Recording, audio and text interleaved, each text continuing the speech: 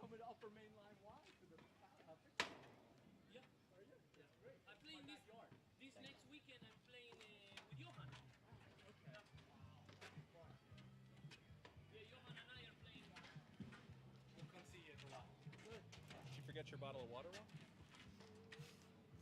You don't need to hydrate today. That'd be impressive. You know I never drink. I would hope you're drinking today. It's gonna be the Diet Coke might be the more. The Diet Coke The might Diet be more. Coke I need it because I need a caffeine. I need to wake up. Sure. I still. Diet Coke is more important than the water. Where do you want us? There is fine. Okay. But like at the whatever this line is called. See? Gentlemen, would you like to join us for a photo? We would. Excellent. Excellent. Oh, I don't think she's gonna play. Definitely not. Perfect. Awesome. Organizer at Falls? Hey, by the way, this is what I just did. Marissa, throw me a sleeve of balls, please. Actually, here we'll just warm up. We're getting. yes, because that's why we came up with a rule that it was not. Here we go. Couldn't get off the court. 5-minute warm up.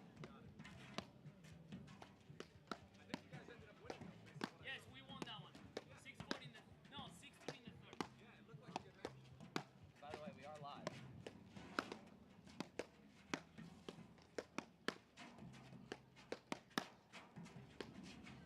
Lean-on guy down there? What's that? Lean-on guy now? Trying it out. Testing? Testing.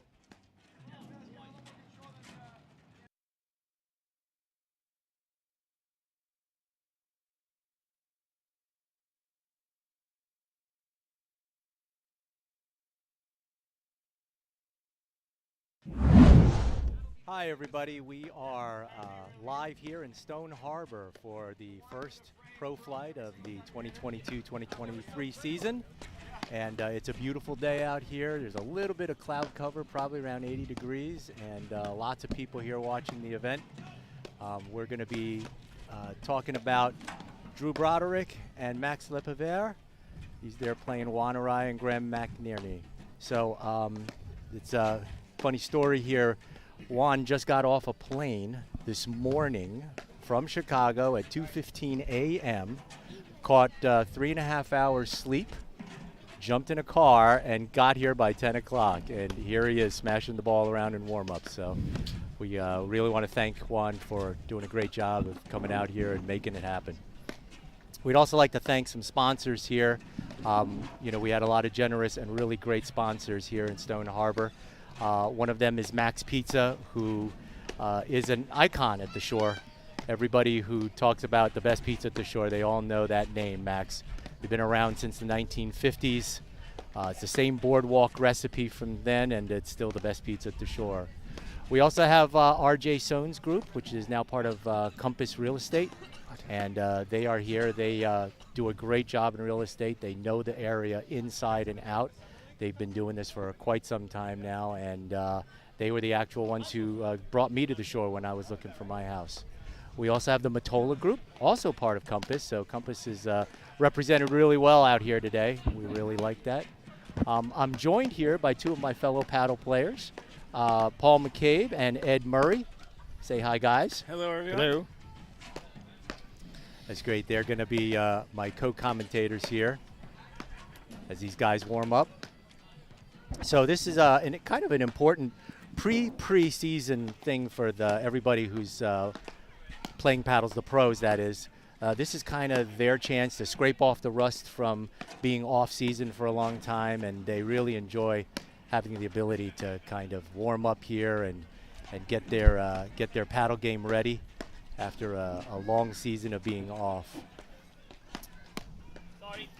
And it So looks like where do you guys play out of? Paul, where do you play out I of? play at Waynesboro Country Club. Been there for more years than I care to explain. And it's been great. We have a great paddle group, great pickleball group, and it just keeps growing and growing. Yep. We have Paul, about, it looks like we have over 100, 150 people already. It's good turnout already. Yeah, it looks really good, Paul. Yeah. And this is Ed Murray. I'm out of Radley Run. I've been there for 5 years. But geez, as we look out here, Paul, we see a lot of guys from Aronimink, Waynesboro, manufacturers. Really good representation from the paddle community here. So, That's Juan screaming again. yep. For all you paddle people, that's Juan Uriah. You'll notice the scream right away. Well, actually, you're going to notice his pink shirt more than anything. Oh. It is bright neon pink. On the other court, we have a game already in progress, and that is Felipe Osis Koenig. He's playing with Chris Humphreys against Wagner and Rams. So that's going to be a really, really good match too. Yeah, these are 4 people, you know, coming up the ranks here in the ATPA. Humphreys and Philippe did very, very well at Nationals last year. Obviously, you know, looking at Philippe Brahms, really good, really talented player. Mike Wagner, solid, big two-hand backhand. Very, very nice compliment. I have the address. What do you And say? Felipe Osis Koenig, he's probably one of the fastest guys on the tour. Chili's, like, Not a ball he literally can't get to, from the so library, it's like, going to be a 2 very, minutes. very interesting match. I had the privilege of playing with him earlier. Thanks, Tom, for that invite. And he's just fast as anything. I didn't have to go after any drop shots, that's for sure. Beautiful day here, too. Yep. You guys good? Crowds keep growing. Come on out if you're in the area. It looks like these guys are getting ready. We also have Bobo Delaney, who came out. She is not only a former national champion in women's. She just recently won, I think, a Masters Nationals, and she is in the Hall of Fame. And she happens to be a local here. We all know her and love her. She's so great. She comes out and plays, teaches incredible clinics, and she lives right here in the Avalon Stoneharbor area. So. But what looks like she just came off of a bike ride here, so we're really excited. She's such a great person. Really gives a lot back to the sport, and she really does a lot for everybody here. Hey, Ed, while we're waiting, can you do the format today? What the playing, how it's played? I don't Oh, know it's- that when Drew went on the court, I don't think he let me know what exactly the final format was, but he did want me to So we're mention. actually starting at the semifinals, Yep. where there's going to be 2 individual matches, and then the winners of that match are going to play in the finals. The losers will play for 3rd and 4th place, and they're playing for prize money today, which is part of the generous donations from our sponsors. And you're going to see this match, but especially since it's kind of warm today, you're going to see this match probably each one last at least 2 hours because there'll be the ball sitting up a lot and there'll be a lot of digs. It's going to go a pretty long time. I was just informed that it's 2 out of 3 sets. If it goes to a 3rd set, it's a 15-point tiebreaker. At 14-14, whoever wins the next point. That's a Pro Flight Super tiebreak. Yep. There it is. Got a name, too, now. That's yeah, great. it does. Trademark that.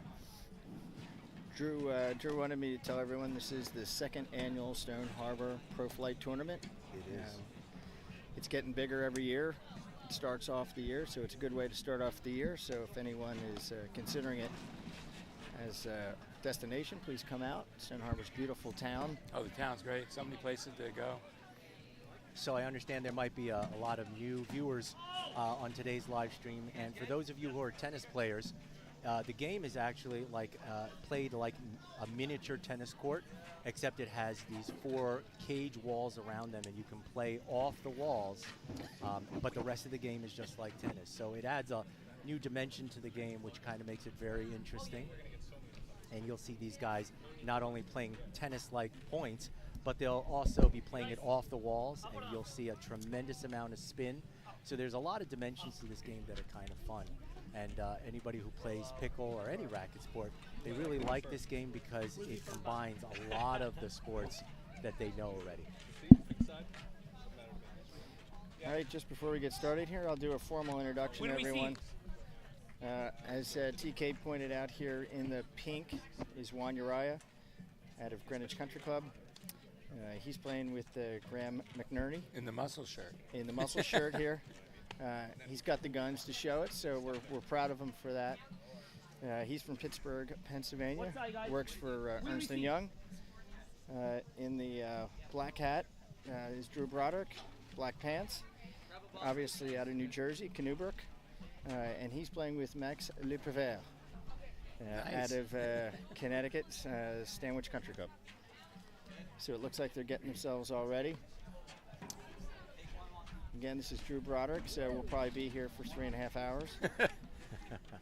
Maybe Count 4. how many lobs. I was before they went on the court. Juan was telling me he couldn't wait to go out and play for 4.5 hours with Drew Broderick. We had a very nice conversation. Juan, as TK pointed out, is a little jet lagged here, but I was telling him what I learned in the paddle clinics yesterday from Drew, and Juan said everything that Drew had taught me was absolutely wrong. Juan told me there was never a bad time to take an offensive forehand or hit a drop shot winner from the net. Well, I think Juan has his own set of rules, and he does very well by them. As he missed that first shot.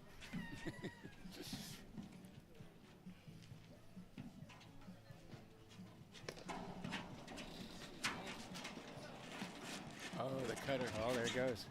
It's a great shot. I got to learn it.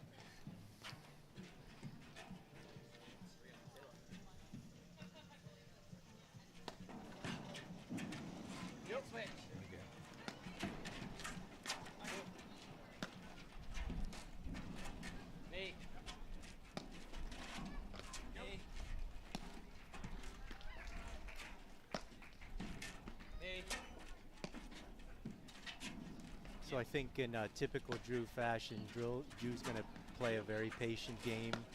He's going to wait for his opportunities. And Juan's looking for any chance to put some offense on and use the spin so he's so well known for. It's interesting today, Max is somebody that Drew has played countless times over the years against, but never played with. And they're really excited about playing together today and just seeing how they can do.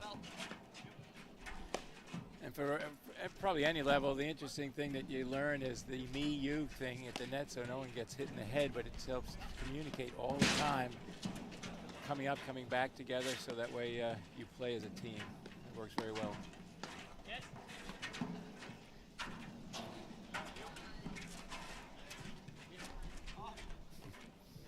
There's Juan putting a big cutter in there.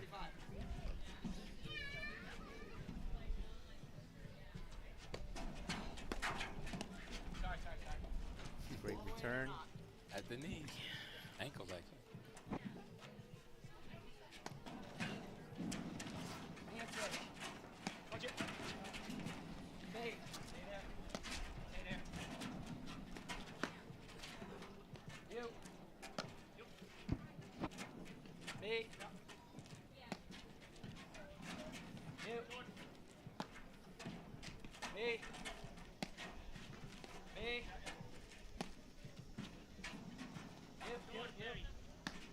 You notice all their overheads are trying not to give any chance of any offense here. Yeah, ideally you want to have the overheads go between the service box and the back Great line. dig by Juan there in the corner. Good one by Graham too.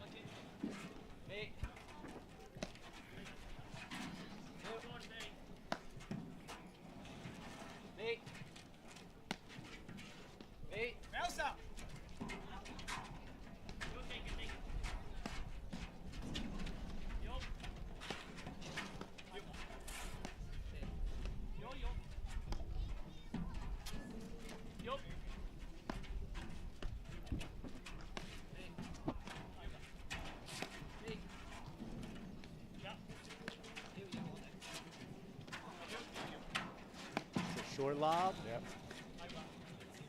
But Max is able to get it back. Good job.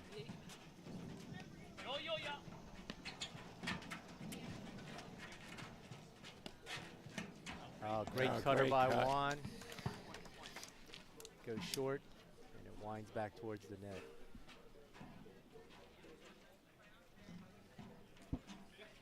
So the tough part about today is, being about 82 degrees or so, the ball sits up a lot, and it's very, very bouncy, which means that it's hard to put away the ball. Rallies are going to last a lot longer, and so the matches are going to go for a really long time today. I think you'll see an average match that might last an hour and a half, hour and 40 minutes will go well over 2 hours today. And to your point, TK, one of the things in the clinics yesterday was that the pros were saying because the ball is so hot, it's not a bad thing to have both guys come back on a drive that goes past you and reset and not have to hang at the net, because you have plenty of time to do that and don't have to worry about a quick shot at the net. And the other part of that, too, is being able to gauge as a team how you handle those particular pieces. One option they did is they had us playing the I formation on the server, and it created a whole new dynamic when you have a hot ball like that.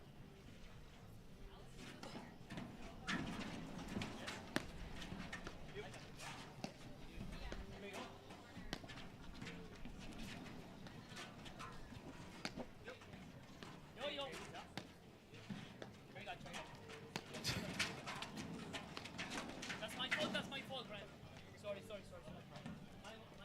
Sorry. So a little confusion on that last play. as to Yeah, whose just ball in it case was, anyone and, didn't hear that was actually Juan Uriah apologizing to his partner. Yeah, it must be. You might not ever hear that again. I think it's jet lag. Could be. Yeah. Oh, great dig by Drew behind the back. Over. Oh, Oh. Wow. Just out. Drew complaining that it's a little warm out here and balls are sailing a little bit longer than normal. And with the muscle shirt, Graham's got the sheen on his shoulders.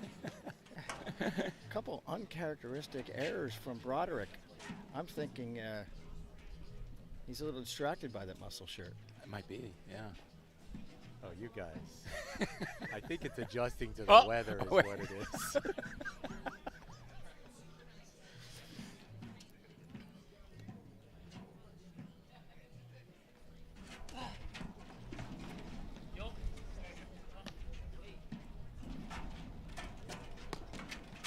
Oh, great cat.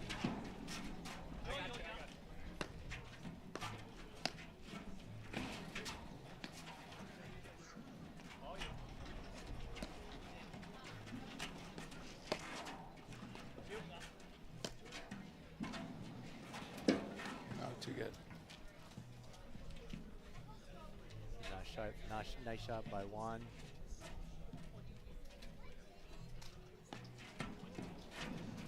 Man switch.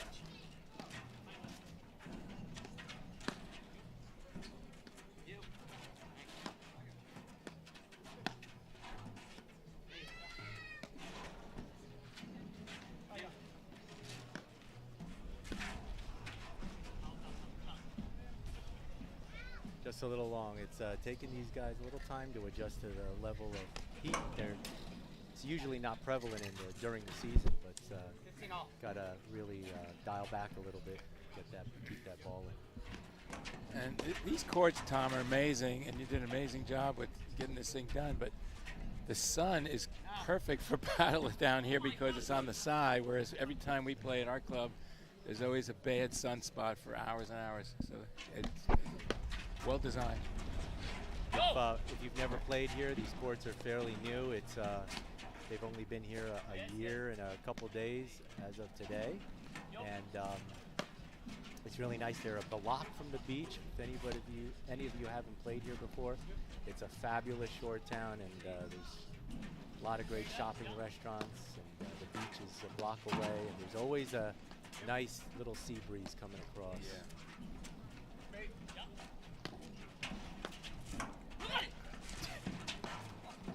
I guess that meant you.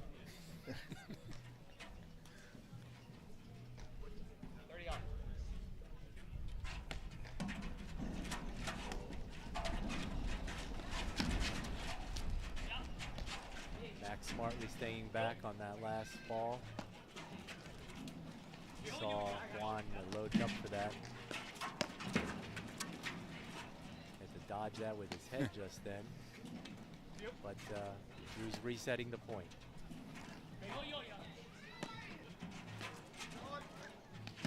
short lob.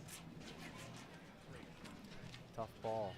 One thing about this game is you can get in trouble and then reset and get back to a square one and have the point kind of start over. And it's a fun thing to do here, be able to have that.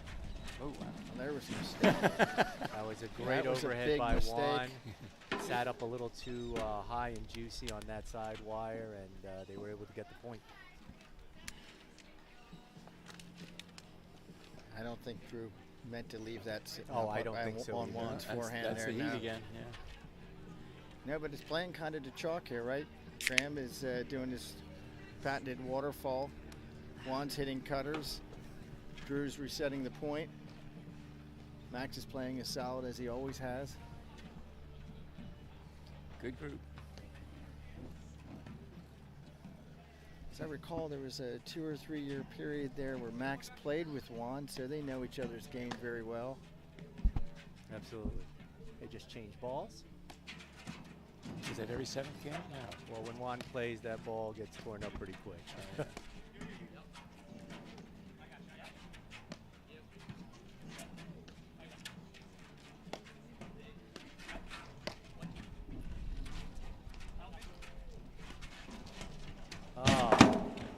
And another incredible cutter by Juan. It's what he's known for, so it's kind of tough if you give him a short ball like that.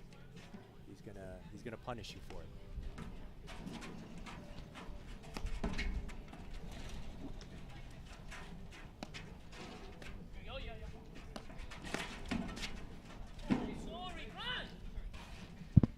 Good little rush by Max.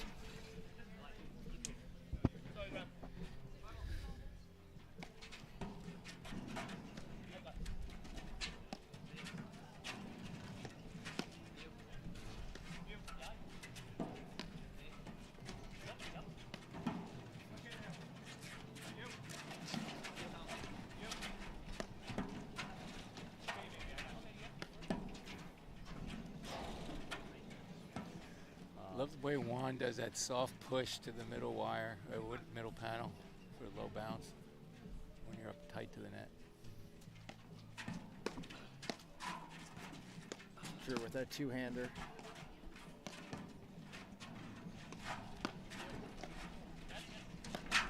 Wow. Oh, great dig by Drew.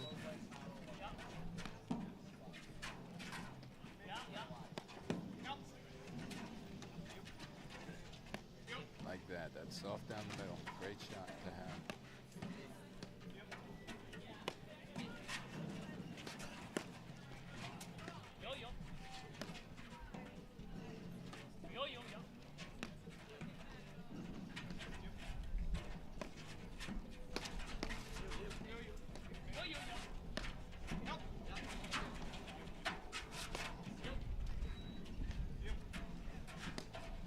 Long rally here. See what happens here. Nice shot by Max. Yeah, but again, it comes all the way Well, back. almost were able to take over the net on that last rally, but Graham going for that waterfall. And a great overhead by Max. Great dig by Drew on that last one. Max trying to come in again. Yeah. He's looking for those opportunities to come in and blitz.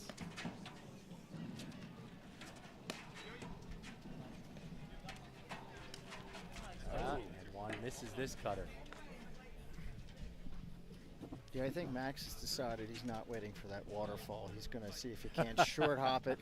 He's diagnosed this. He knows Graham's going to Well, sit he's up seen there. it a couple times now. And After the 10th one, you lose patience.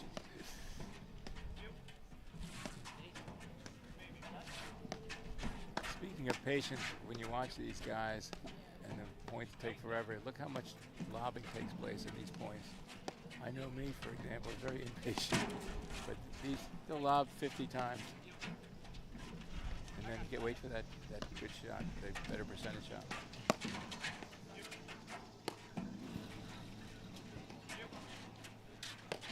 Get a little switch in the backcourt here. Max now on the ad side.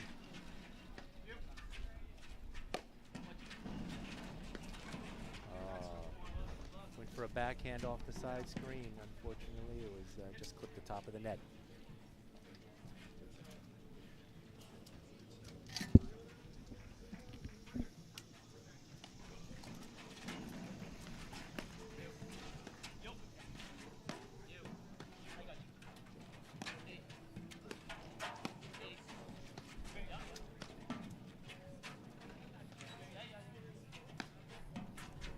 Kind of see from today's play though, Max is always looking for that blitz to Yeah, come in. I was just going to say that. He's always moving in. He's good, and looking you know at- he's fast enough to be able to recover if it doesn't work out. But he's been looking for that a lot.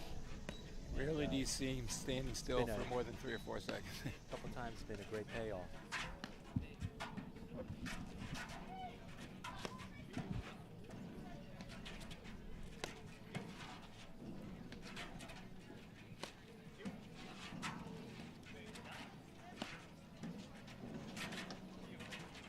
And there he came in again, looking for it.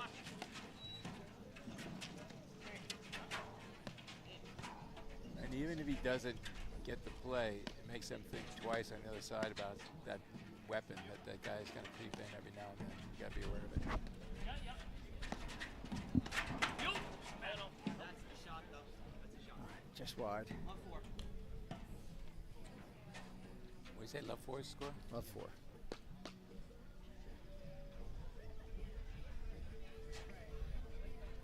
Ed, you know, in this heat, and I don't know if anybody here today does it, serving underhand is becoming a bigger deal because it just sits low. It's hard to control.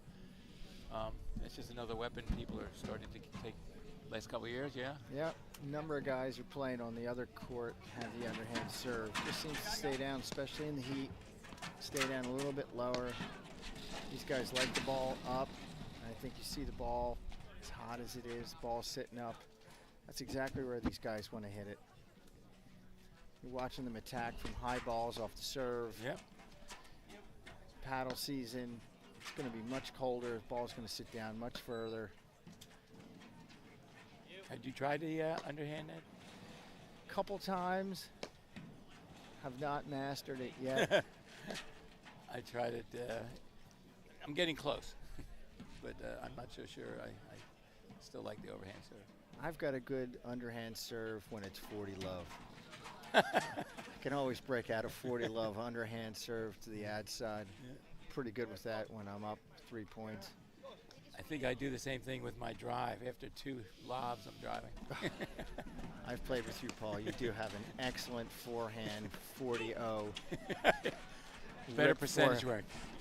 It's almost 90%. Yeah, that confidence factor just amazing. There's a cutter.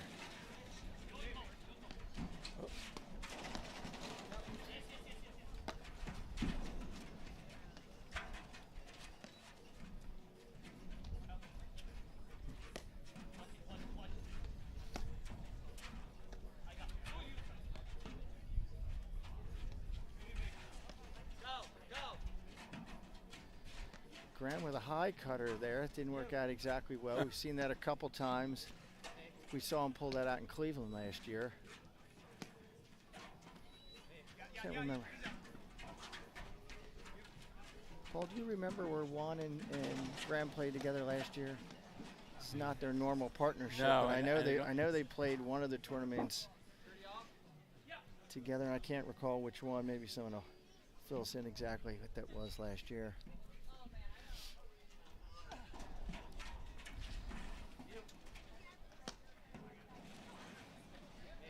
You know, I can't stress enough the teamwork here. If you listen, if you can hear everybody out in the court, you, me, I said it earlier, but switching, the very, very heavy use of communication on pretty much every shot. And it's a big benefit. Yeah, Paul, I think we've seen over the years, Drew's been a real tactician of the game, and as a lefty playing with a lot of lefty-righty combos, he's been very good at communicating with the partner, getting the switch, getting the lefty to the right side. Yep.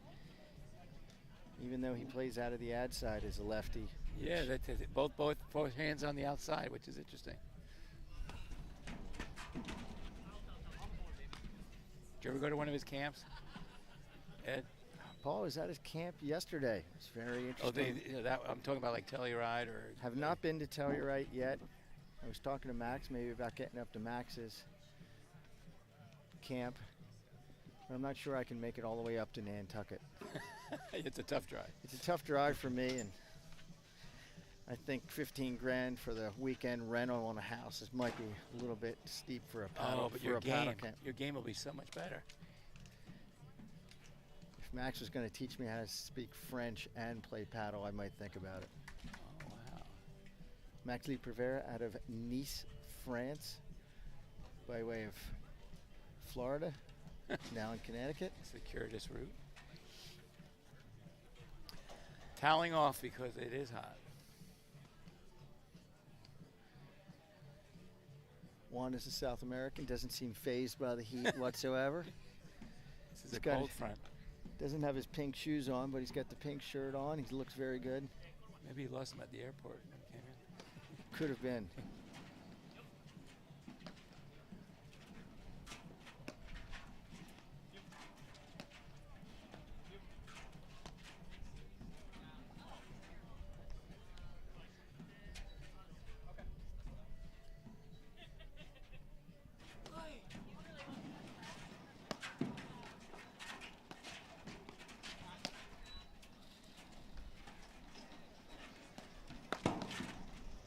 There's another nice rush there. A little blitz by Max.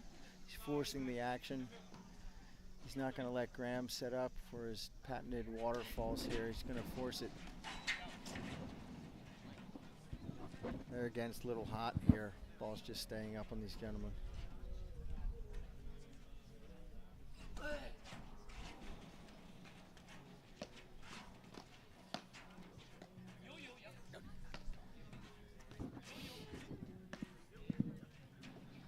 Our listeners might be familiar with that sound too. That's Juan Uriah with his patented you. Not once, not twice. Not all three times, you.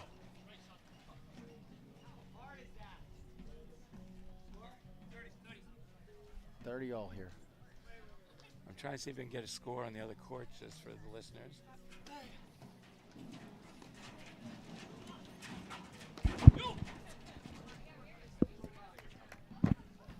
On the other court, it is 5-4 with Chris and Felipe in the lead. Yeah, they got to be second set.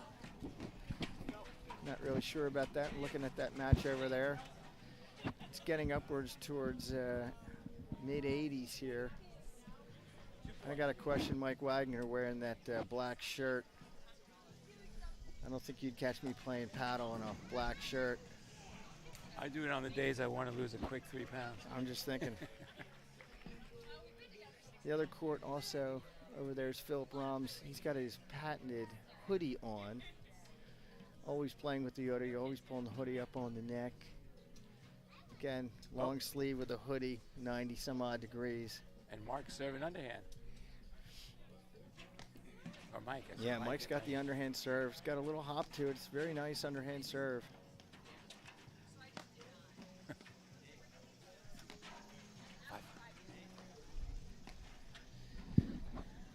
Score update on that court is 5-5. Excellent.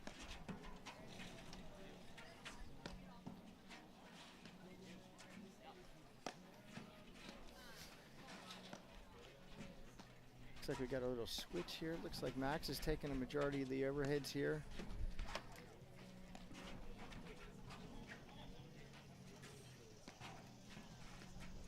Trying to force the action over to Drew's side. That's what we learned at the clinic. That shot right there, soft down the middle.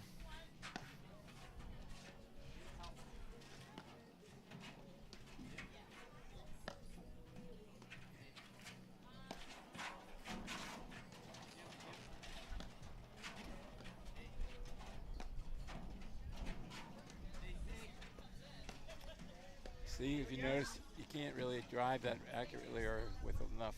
Now, and it's Juan playing very, very patiently here. But that soft down the middle creates a situation where you're not going to get the drive back. But everyone watching this, make sure you take note. You might not see that many lobs out of Juan Uriah in a paddle season. There goes Max again. Hey, but you're absolutely right. Max is going to force the action. He's going to try to blitz that ball. And even when he doesn't get it, he's fast enough to get back.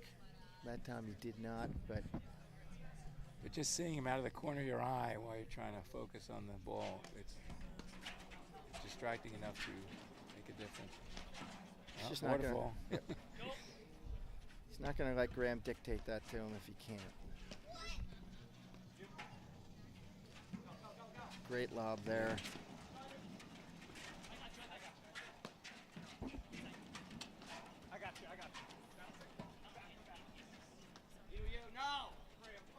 Great lob there.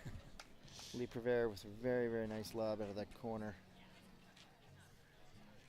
I know, Ed. I'm surprised that people don't clap on a great long point. Very, very quiet here.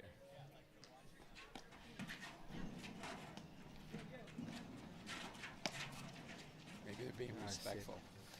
It's another really, really nice stuff by Juan Uriah. That's very familiar to everyone. Plays so close to the net, right on top of it, anticipates where that drive off the back wall is coming from. Quick error by Max, game over. 5-2 us. We've just gotten a score from Juan that it's 5-2. Or is it 5-TWO? 5-2 us.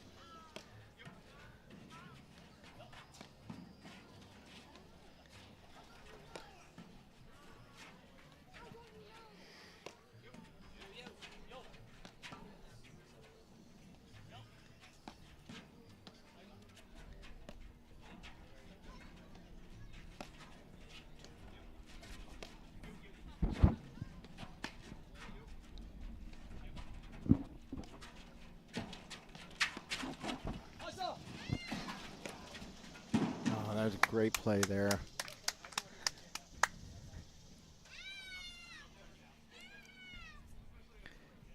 Max diagnosed that cutter very well, but could not get back into position here. Great get.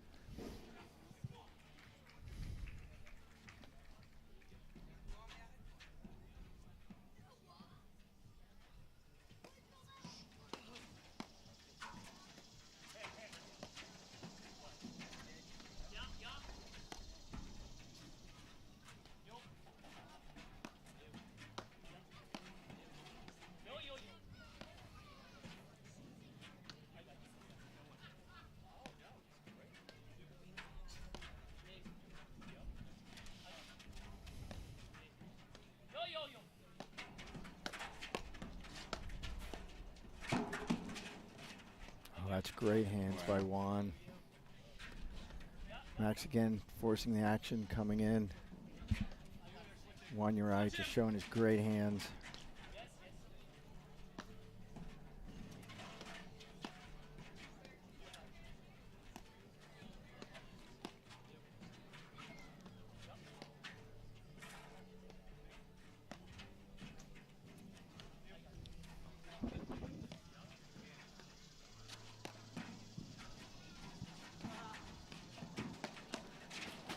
there it was. Drew Broderick's forcing the action again there. Saw the waterfall coming, short hopped it, got right in front of it. Nice overhead winner.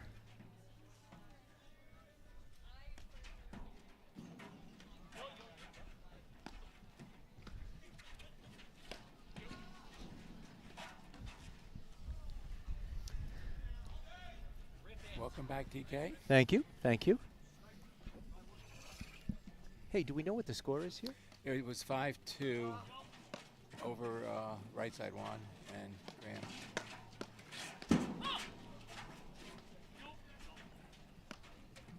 And Max on his patented and very well-known blitz. Yeah. He blitzed twice during that play, and then he's now come back, resetting the point. I think Graham diagnosing it with his hands. You know, Able to it's volley that ball back. It's I tell you what, it's really it's good for. You know, it's good for when he blitzes like that. So if you're hitting an overhead, you really got to watch for that.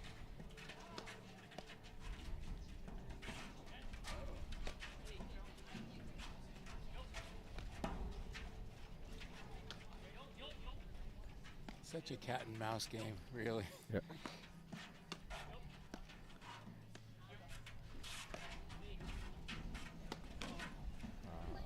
Max unloading on that one. Unfortunately, was unlucky at the top of the net and did not make it over. Set. 6-2.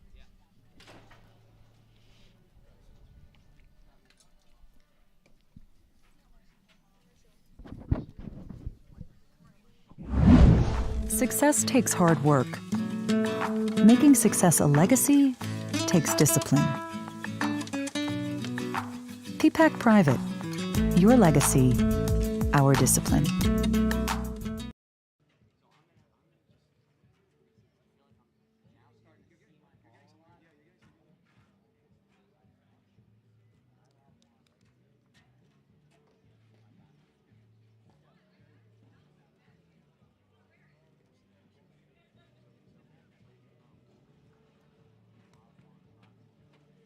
Drew, can you?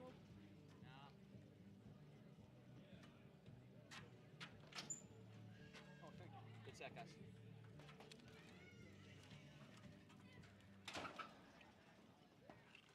Oh, sorry. No, that was me. You were stationary.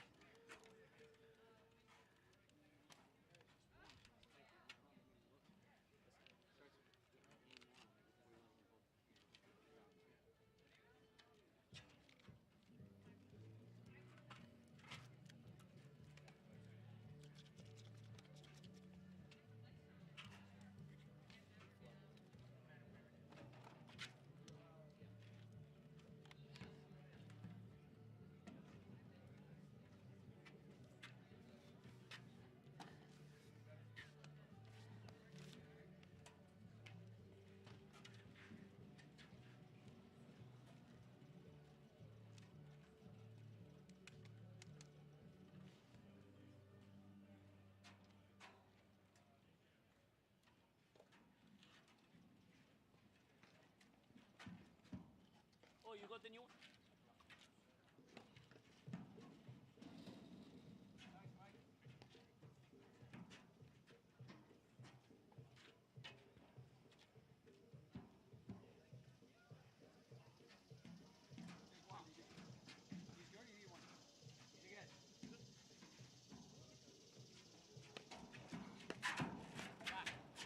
To the service line, we'll hit your serve. I'm going to start hitting hard there. Let's go.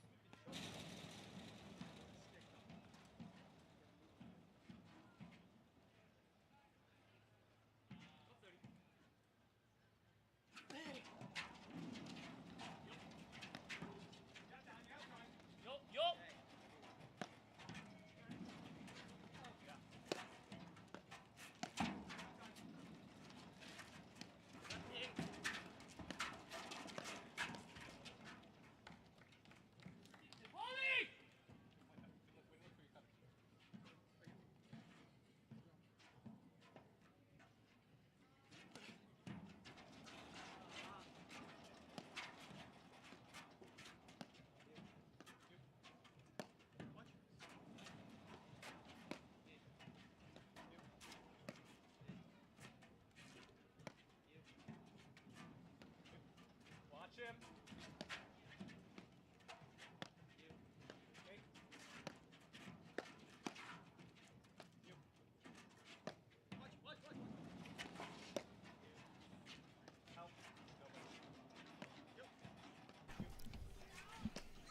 All right, we're back in Stoneharbor, and we just finished the first match here on this court 1, and Juan and Graham won that one 6-2. We're just starting the second set right now. I'd like to say hi. Bobo Delaney has just joined us, a former national champion and Hall of Fame paddle player. Say hi, Bobo. Hi, it's nice to be here. Thanks for coming. All right, it's a great turnout and great paddle, beautiful weather. Yeah. Happy to be here watching my favorite sport.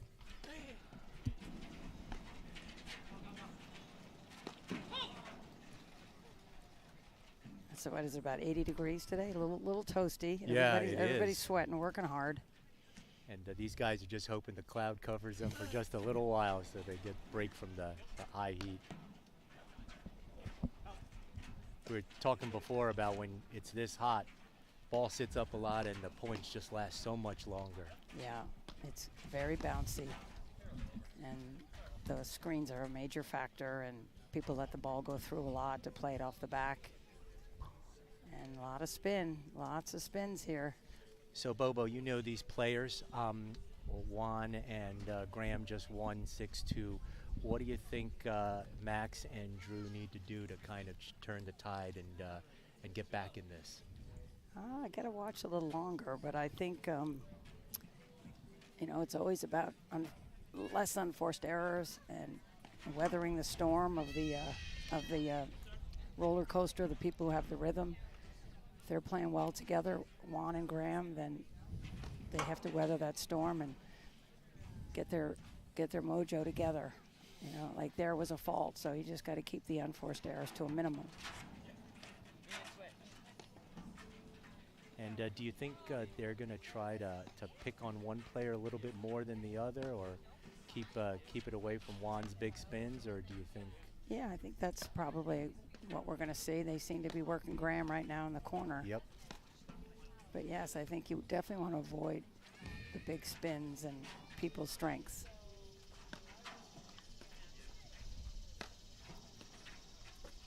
They might be picking on Graham because he just recently got married. I just met his lovely wife, Lizette. Oh yeah, Sweetheart. In fact, they both stayed at our house. Oh, nice. For the during the tournament. So. Oh, all right. You're such great guys, really. He might have been busy with wedding plans. Not on the paddle court. I was telling everybody here that Juan just got off a plane at 2:15 in the morning at Kennedy. Got home, slept 2.5 hours, and got on the road and got here by 10 o'clock. Oh my gosh. Oh, that's some dedication. That's It loyalty. Is. We really want to thank him for that's awesome. making it happen. So was he doing padel somewhere or paddle? I think or? he was I think he was playing padel, but I think he was in Spain and had a layover in Chicago that ended up becoming late. Okay. And then coming over, but he made it happen, so that's great. We're happy to see him. Oh, there's a big overhead by Juan. But again, Max seeing it very nicely, getting right on the net, diagnosing it. Yeah. They're good at anticipating. Oh my goodness, yes. It's kind of hard to hear them, but they are calling the balls, which is key in paddle. Yep. So that you know clearly who's hitting it first, and then you can get ready for your next job. Oh, great dig by Juan over there.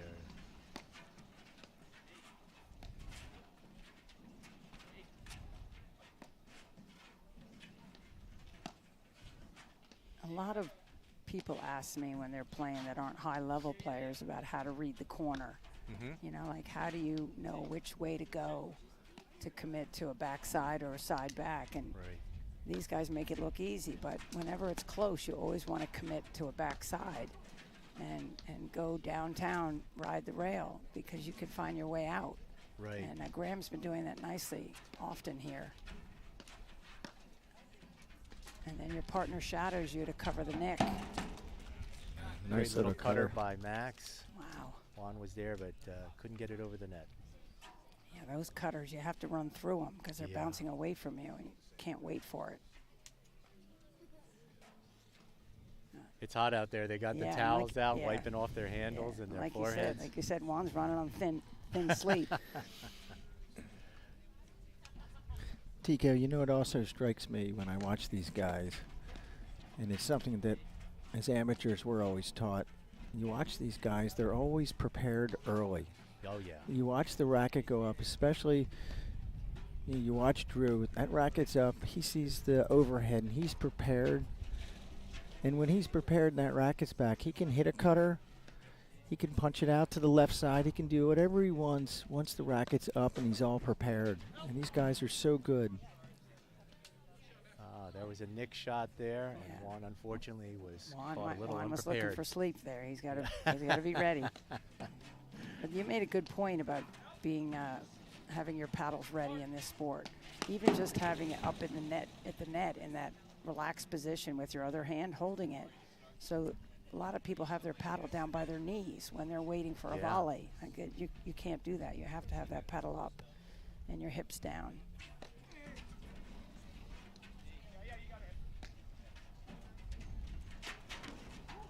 And so many little things make the difference in getting better. You know, little Yeah. positions and positioning and calling and racket preparation, covering each other on the neck, little things like that can get your game better easily. Yeah, I think that last game went to Drew and Max, didn't it? I didn't get the score, but I think the game went to Drew and Max. Yeah, I think so. hydrating.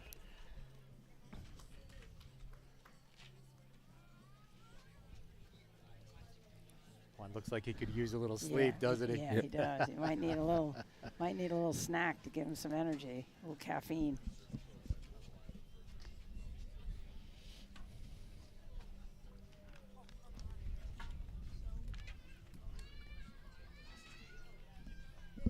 So we think it's 3-0. 3-0. Max and 3-0 Drew. Drew. So it looks like All they're right, thank you.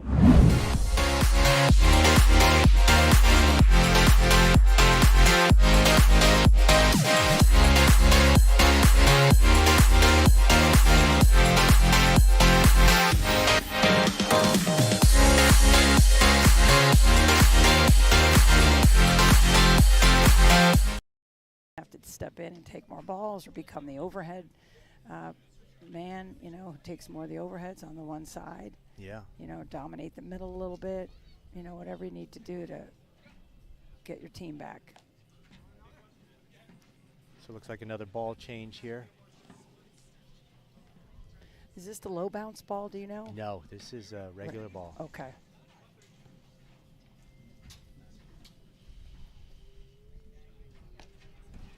Do we have an update on the other court? They're in the third set over there. They're in the third? Yeah. We could ask Vince. They split the first two.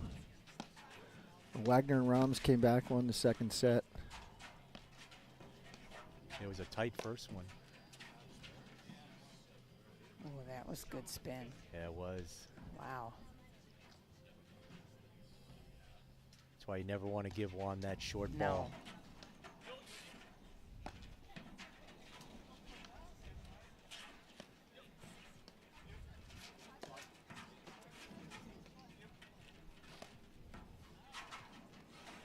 Yep, there it is. And that was that ball. You know, it's kind of difficult to know whether you should take that off the wire or off the deck. Yeah. And with Juan, that ball kind of died. Yep. Got to get super low and read the spin coming off the wire, which is extremely difficult.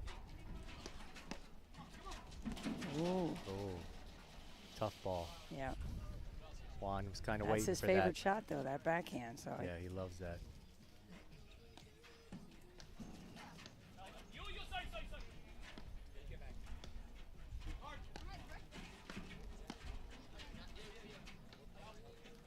So knowing Drew these, you know, all these years, you know, his typical mode right now will be that overhead too hard, right out. Will be to slow the game down, get back to you know, basics, and kind of be a little patient. Yep, yep. He's a master at that. There's no doubt. you know, totally sets it up and works the lob and, Yep. you know, moves the players around and waits for his opening. And oftentimes he might bypass the opening just to keep it going and kind of lull them a little bit. Yep. And it's kind of frustrating too, you know, Very. if you're the overhead person, after a certain amount, you kind of want to push a little harder and Yep. win the point, and that's what Drew's hoping for. Yes, you know? pulling the trigger too soon or Yep. trying to be too aggressive. And as we know, these guys can get every ball back, so it's really hard to make a winner. So it is that patience and, you know, that grind mentality. So that ball just went out, and we had a local young man throw it all the way over the fence, over the court. It was a great throw.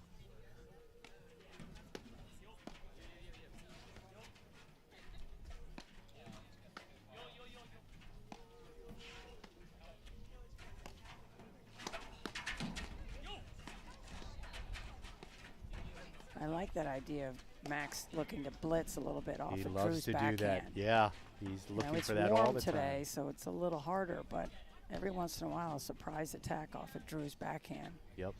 might spark something.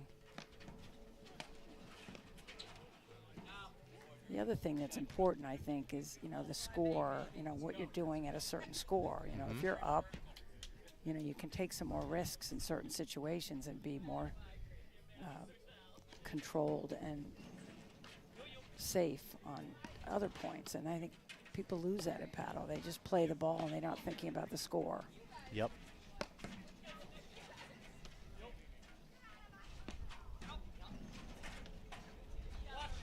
Yeah, he was looking to sneak in on that. Yep. And he's fast enough that if it doesn't work out, Yeah, he can get back. And it's warm enough that Yep. Drew's covering behind.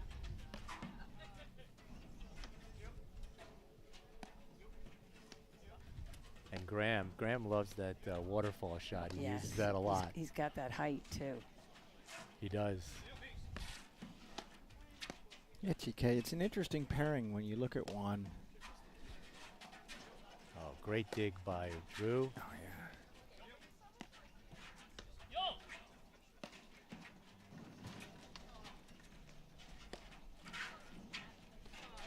Great dig. Short There's cutter. the cutter. And there Wow. it is. And you know, Juan hides that well. You know, you kind of don't know what he's going to do, and he's waiting for you to make a move and go the other way. You know, and then you would just say, okay, well, we need to be lobbing Graham more. Right. But then, you know, you're sometimes just lucky you can get the ball back because there's been so much spin on it. So you can't always put it where you want. But I think they're trying to keep it away from some of those severe shots.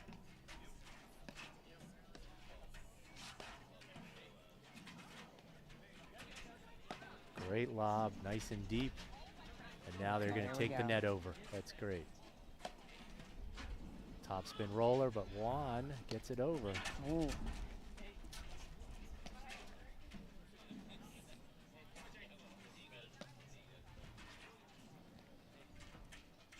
Another short ball by. Yep. So Yeah, so you can see the difference there. On the short lob, you know, Drew's hitting the cutter, and then Yep. on the deep lob, he's back on his back foot. They anticipate that and move in to try to blitz. And that's the other thing is being able to see, you know, when you've had a really offensive lob and the opponent might be slightly in trouble to take a move in, or at least look for a deck ball to drive. It's that offense defense, seeing the issue right when it happens and getting ready for that attack.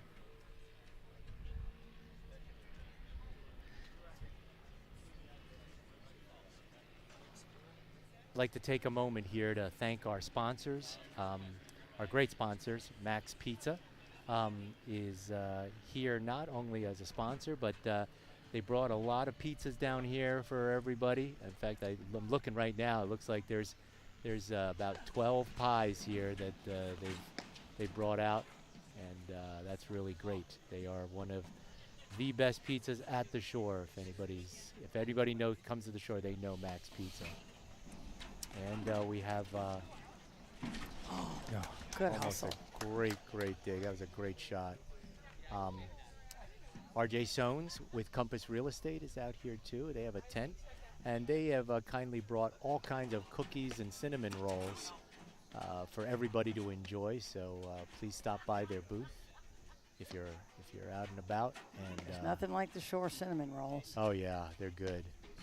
And we also have the Matola Group, also part of Compass Real Estate. We have Silver Linings, and my company as well, 23K. Nice. TK, Sponsors make it work. They TK, do. TK, we didn't mention the wonderful people that were able to host these players over the weekend. Absolutely. And Ed is one of those. In fact, Ed kindly donated his entire apartment to 3 of our players, and it was very, very nice of him. I hosted Graham and I think his fiancée or his wife, right? His wife, His wife, Lizette. Yeah. They were just so nice. We had a great time. We all had a barbecue over at my house, and it was really fun. And So nice. And I know that Kathleen Tanner, Kathleen Tanner, I ran into her. was nice enough to donate a room and host some of the players. And it's stuff like that that really makes tournaments like this possible. You know, it's a really wonderful. Yeah, the paddle community is thriving, and it's a wonderful part of the game. Is the people.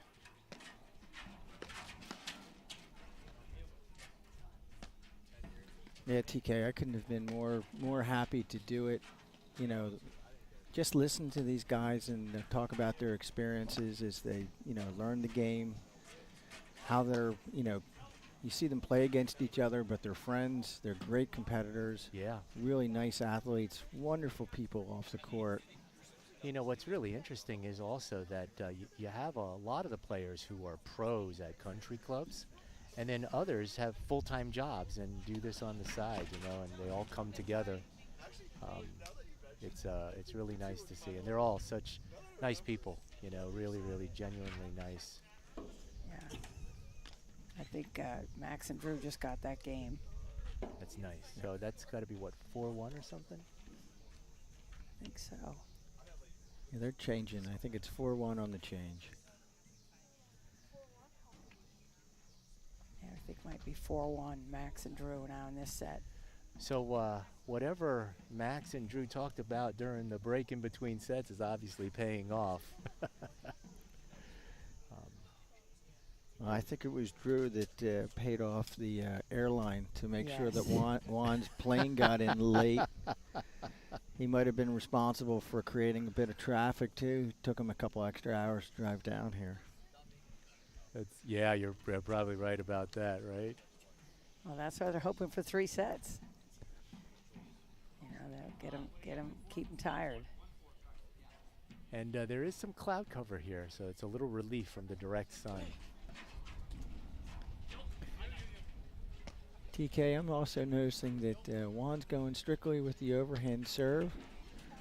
Yep. Last year he was going back and forth a little bit with the underhand and the overhand. Oh, a great dig by Max, and a missed cutter from Juan. That looked a little tired. I'm going to agree there too. That looked tired. I agree. Yeah, because the cutter it's very physical, and you've got to bend your knees, and he's got to really get that wrist going. So it takes a lot of effort. It looks effortless, but it's not.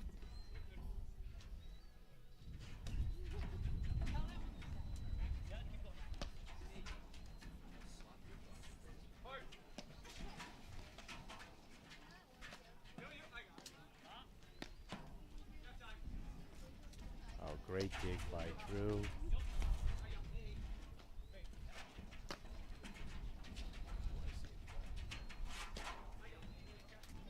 Drew and Max are trying to push these guys back, create some space for offense. There's another cutter, and again, a little short. Didn't quite make it over the net. Losing his mojo a little on that, but that was the right ball. It was. But they are, I would say that Max and Drew are really trying to get the lob super high and super deep when they can.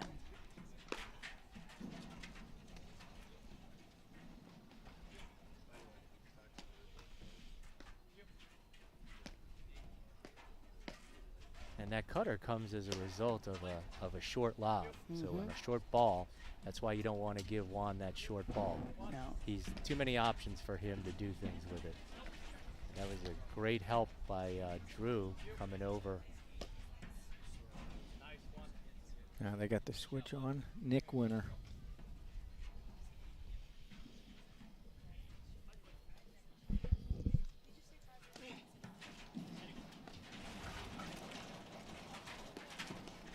Oh, that was a good point. That serve was all the way over to the ad corner.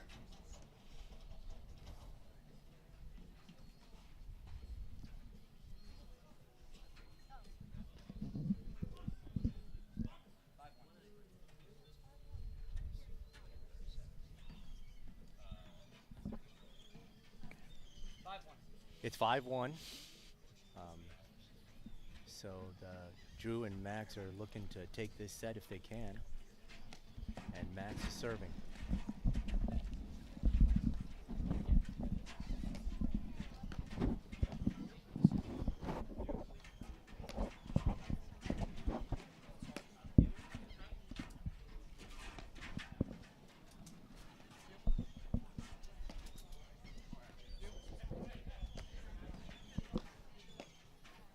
It looks like the strategy of pushing them back is creating some opportunities for them.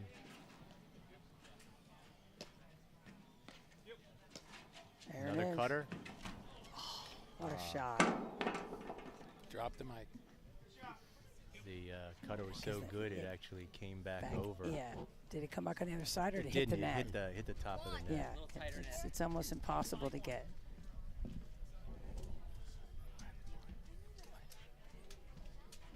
That was a great shot. It was. That's pretty much a winner because it backed into the net, so Drew couldn't really hit And, it and he without was hitting there. the net. He just Yeah. couldn't do anything about Yeah, it. It because was then he's right going to hit on the net. Yeah. Takes you right into the net. Do you have that shot, Bobo? I don't. Me either. But she doesn't need it. Well, I think, you got to have an arm that can withstand that. It could shred our elbows, especially at my age.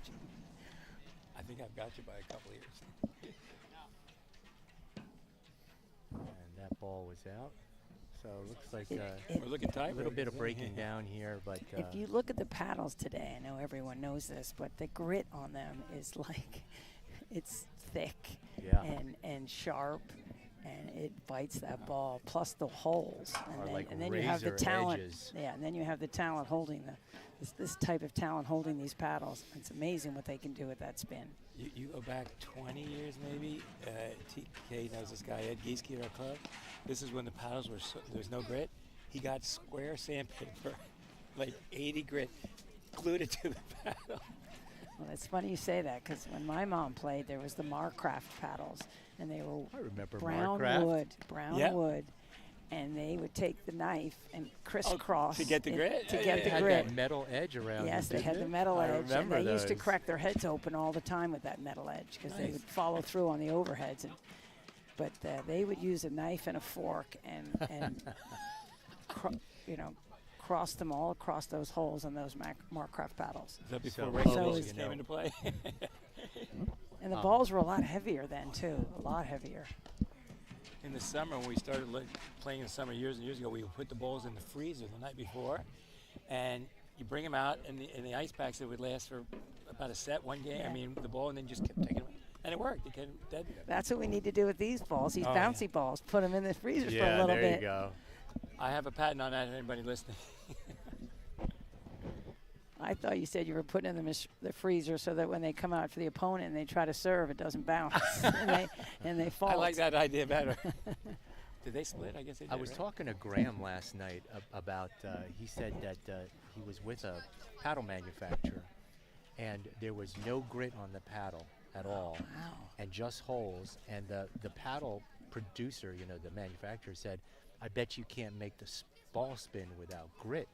And Graham said to him, it is the holes much more than the grit, yeah, 'cause they're because like the ball razors. compresses Yes. into those holes, and that's what grabs the ball. The grit's just extra. Yes. So they went out on a court, and so he had a production model without grit, and Graham made the ball spin like crazy. Yeah. You know.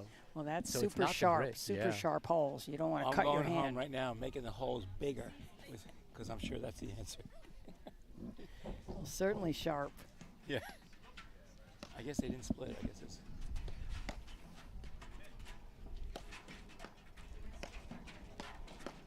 Wow. Great anticipation by Drew on that overhead. I feel like Juan's got his pep back. He's moving those feet now. We did have a long flight. He's looking, he's playing with a little more intent right now. Yes. Sense of urgency. He doesn't want to go to a tiebreak. No.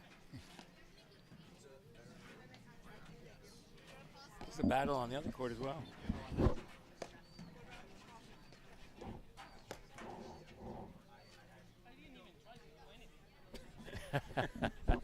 Juan saying that he didn't really try to do anything.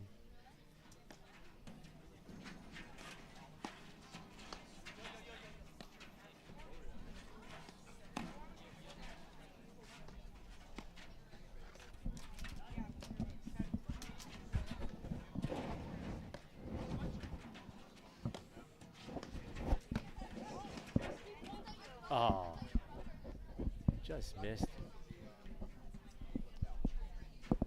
That almost looked like a pickle shot right there, That's didn't it, right. Bobo? Yep. Do you play pickle, Bobo? I Oh, do. my I God, do play yes. some pickle, yeah. It's quite similar to paddle. It's not as fun as paddle, but it's similar.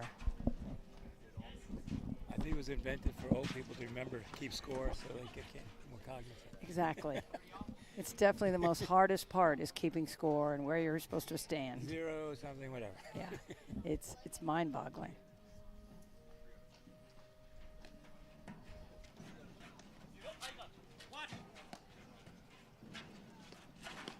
Well, Mon's a good pickle player too. Oh, is he? He's Oh, yeah? he's a very good pickleball player. So I heard. He's the master of all the rackets. This is really interesting. Juan is coming with Johan to my hometown in Berlin, playing in a pickleball tournament for $30,000 prize money. There you go. What is it? He's coming to the Upper Main Line Y to play. Oh, that thing. Yeah. Juan just said That's he- next weekend. Yes, it Yeah. is. It Yeah. is. Yep. Have you tried pedal, Bobo? I've only tried it once, and that was when I was in Spain visiting my daughter. But it looks a lot of fun. And that's really coming on strong now. It's a fun game. And I think that's pretty similar to paddle. Yes. Lots of Except those walls, not the wires. That ball shoots out of the the glass. and you can hit it off the glass, Yes. you know, to make it go back Right. over the net. So that's different. Like yeah. racquetball. Yes. I It wanna- seems super physical. Like you can't be a slug Oh no. to stay at the pace of that game. I want to be when you have to go out the door. Yes, and out come the back door. in here. I just keep running out Do the you know door that happens? to the 1 bar. in 50,000. Is that what they said, really? Yes. It's not a. It's neither an easy shot to make, nor is it an easy Well, shot. then they you wanna shouldn't have do. invented it. What? Keep the door shut. Exactly.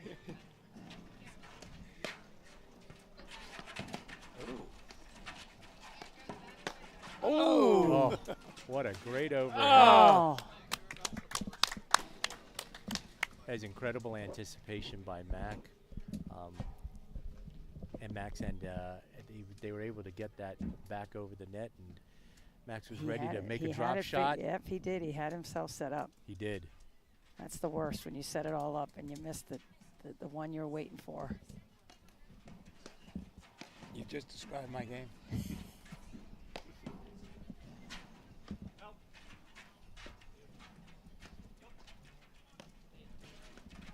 The other thing to notice here is that, you know, they hit a lot of overheads and they hit a lot of lobs, but when you watch the overheads, they're not in a hurry. You know, they change the speed, they change the location, they're taking their time, they're not trying to win the point so fast. They're And I patient. feel like, you know, lower skilled players are trying to do too much too soon. And Amen there's to no that. hurry. There's no hurry. You have to play the ball and stay calm, and not every shot has to be hit with an intent to win the point. You know, we were at this clinic yesterday with them, and one of the things that they're doing it today, when you're on the side that's not they're receiving the lob, They hit it soft down the middle, 3 panels. Rarely do these guys drive. So it's like a neutral shot that stupid people like me will say, oh, I can make this drive. But you notice these guys, they lob, return it soft down the middle, and they get the game until someone has a little bit of a different, it's a little shorter than they should be, and that's how they start the rally. Well, Paul, you can't last for 3 lobs without doing something. I'm seeing you get bored. I'm seeing a therapist about it. So, you know, I got to tell you, one of these camps, Drew asked me a trick question. He said, Tom, if you could drive like me, would you drive like so much more? I said, I drive all the time. And he goes, no, that's a trick question. You shouldn't drive any more, even if you can drive like me, because you should be waiting for that right moment. Right, you know? exactly. And you don't want to be predictable. That's the thing. Patterns are a big thing in paddle. Right. You know, you see somebody's patterns, and you have to keep it unpredictable. But the reset down the middle is a key shot. And people say, oh, it's so boring. People hit down the middle all the time. I said, well, it's part of the game, and it neutralizes the angle, and you wait it out until you get your special shot, your special time. And people do lose it before that comes. People get bored. They don't weather the storm, and they pull the wrong trigger, and you don't even sometimes have to do that much. You say I'm bored. I'm bored. That's why I do that, Tom. I just want to get home for dinner. Yeah. Is there a problem with that? So, ladies and gentlemen, it looks like Max and Drew took the next set, and we're going to have a third set here. So Pro Flight third set. Pro Flight third set. All right, good paddle here in Stoneharbor, New Jersey. Awesome setting it all up, Tom King. Did a great job. Well, thank you. You did an awesome job. I had a lot of help, believe me. Well, people like Laura and yourself, Laura Owens. It's a lot of work. But it was so great. You know, I was telling people that I used to have to go home to play paddle, coming to the shore, but now I have it here. Yeah. So it's great. In the booth with us. The players are dripping. Yeah. They are dripping. They're rubbing ice on their face. You just joined us in the booth here. That's why it's a winter sport. You're not going to put that in your drink afterwards, are you? Is it hot out there, bud? There you go. You got to get in the shade. Get in the shade there, Drew. And the only way to do that is win the tiebreaker quickly. Well, you guys have done a fantastic job, and it's nice to see the community coming out to support everybody here. And the sponsors, they make it happen, and certainly the enthusiasm from people like you guys. So I appreciate your help. We want a lot of the local residents here to give it a try and come out and the play clinics the sport. were very successful, correct? Yeah. Yeah, they were. They were really good. I was talking to some ladies, and they said they learned a lot. They really did. I'm going from 3 lobs to 4 now before I try something stupid. It's worth the money. You got to get those 100-point rallies. That's when you're playing the sport.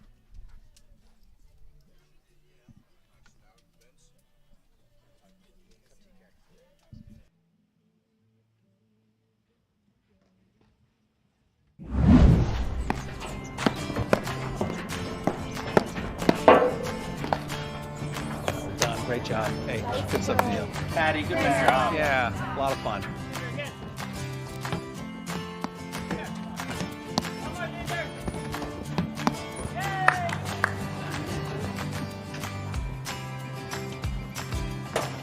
You guys look great out there. How long have you been playing? Who, me? Oh, I've been playing my whole life. How about you? Wow, I only started playing when I retired. Someone say retired?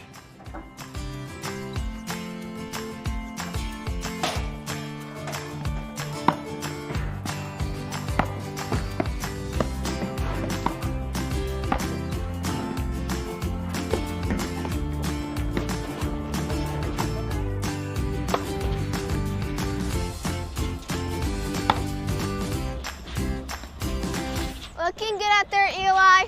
Thank you.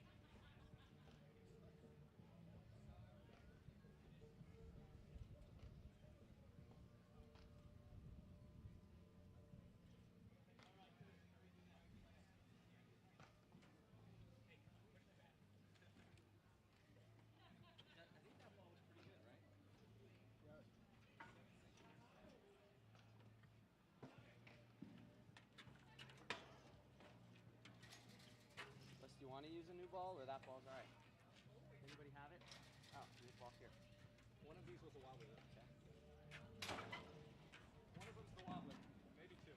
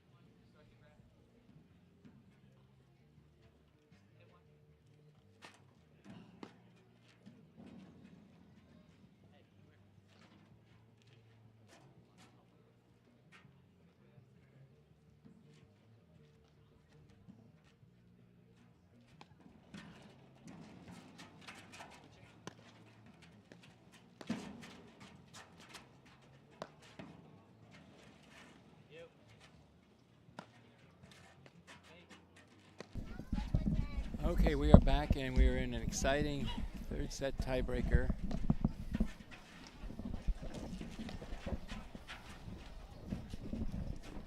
And the other match is in another battle, 4-4 in the second set.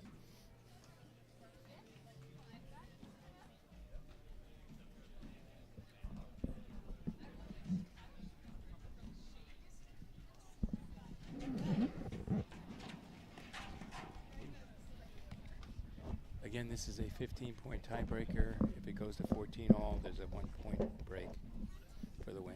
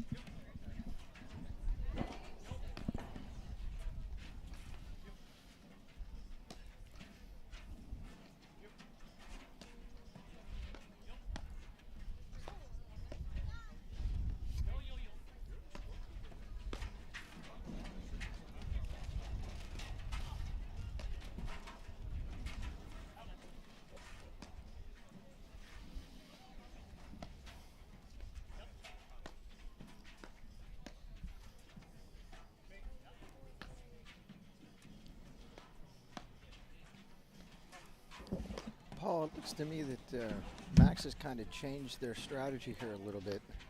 Yeah. He's using more of the probing drives, I think. I think that's just to stay away from the cutters. I think it's harder for Juan to load up on the cutter with those little probing drives. Right, so. yeah, and he's always Max is charging, so it makes it tougher too. I think this is a good example of patience.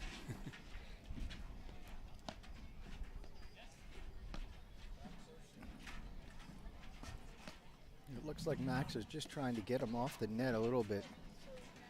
Yeah, make a play. Yeah, Graham and Juan are, you know, they're tight. They want to play tight to the net. They told us not to take that shot in the clinic. It was a great play there. Yeah, it was. Max just absolutely missed. Drew came over and covered just beautifully. Oh, great job. Oh, that was very nice. Max held that to the last second, pulled Juan all the way into the center. Really nice play.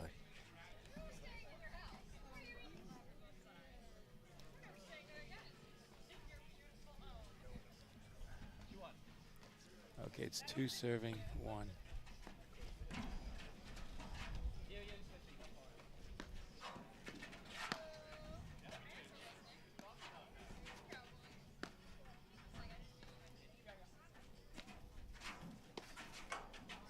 If you notice, Max had a very soft serve, which is not his typical serve. Sometimes breaking up the pace is a nice adjustment to mix it up a little bit. Yeah, it looks like he's doing that into the ad side. It looks like he's, oh, now he's doing it to both sides. Both sides, yeah. Yeah.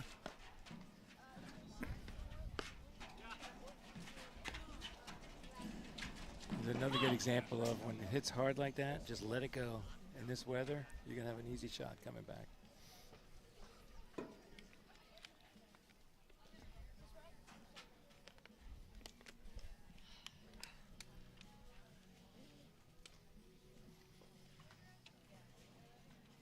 We're switching 2-3 here, Paul? I believe so. All right. I think Juan's got the ball. No, I think it's Graham's on this side. Yep, Graham.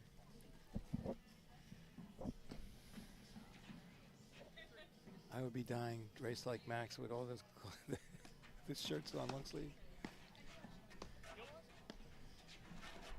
And that's to protect him from the sun. Those are special arm sleeves that Max wears. Is it compression as well? I think they are compression, but they're mainly to protect him from the sun. Yeah. As a teaching professional, Yeah, you're out all day in the sun. You're out all yeah. day in the sun, and you know, being from France, from Nice, you know, his skin's a bit fair. Wonderful gentleman. Yeah, he is. Max Lieberwehr. I had the privilege of playing with him yesterday. He was great. He's been on tour a long time, well respected by all the guys.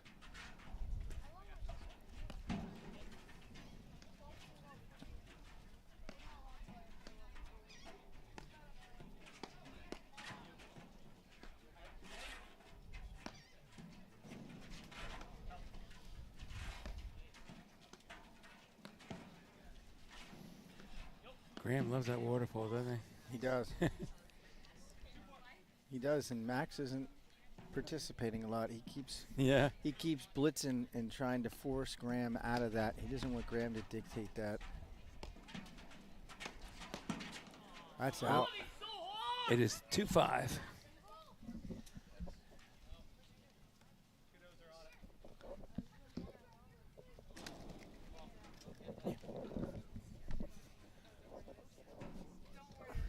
No, they have new ones. They already have 2 ones in there. Good.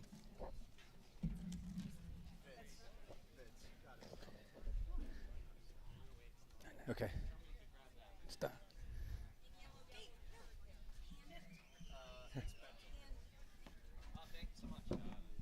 Thanks.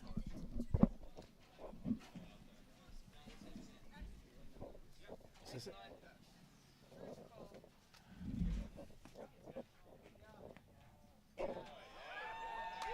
Wow. Sign him up. Yep. All right, we had a ball out of the court. We're back. It's 2-5. 5-7-2.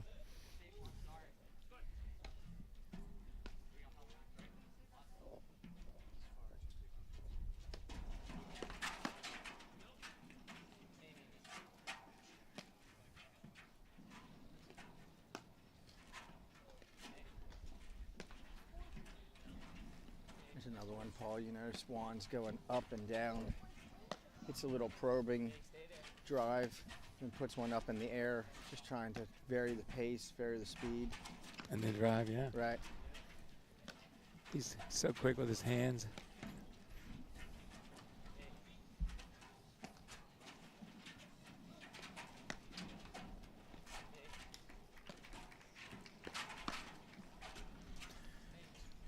Love the way Max is very anticipative and knowing when to tighten that like there.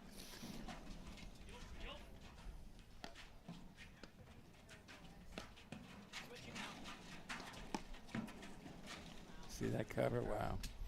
That's vintage Graham, though. Mm-hmm. You know Graham's going to be on the net like that. Wow, that was really great. Great point. Juan anticipated the cross court by Max.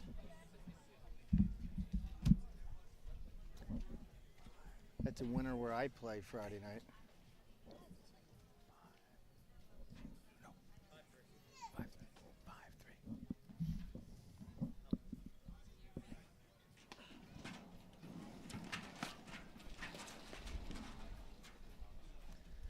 is now 6-3. 3 serving 6 actually on the turn. Looks like they've stopped playing over on court 1, Paul. I don't know who won over there. If it's over, then okay, we're going to get a check on the other semifinal. It was a long match. It was 4-4 in the second when I last checked, and it was 7-6 tiebreak in the first.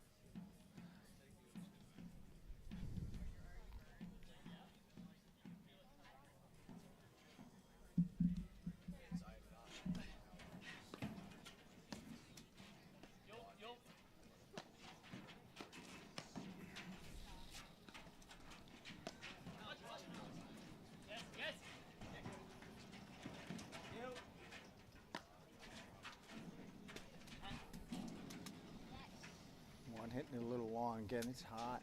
Ball kind of stays up. It's hard to hit a forehand moving backward in this heat. I know, Paul. I've tried. It doesn't have to be high. I do the same problem. Uncharacteristic Drew Broderick there. In the next shot before that one. Sorry, Max. It's not an error you see every day. He's way more patient than that in most cases. 6-4.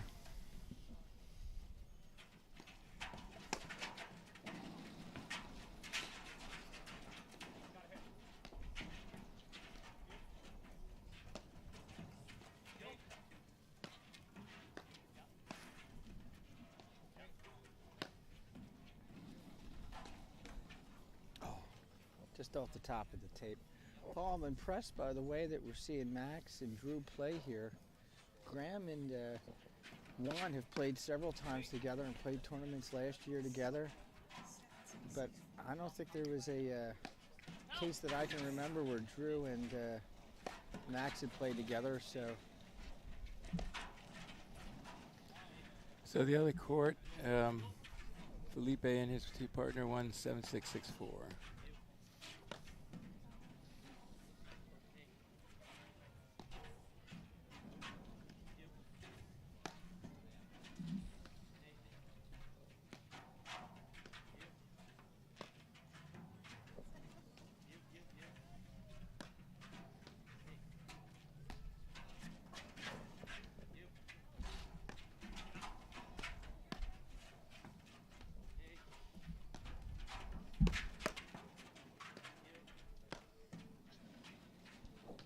Back to playing very patiently here. This is the way that Drew wants to play.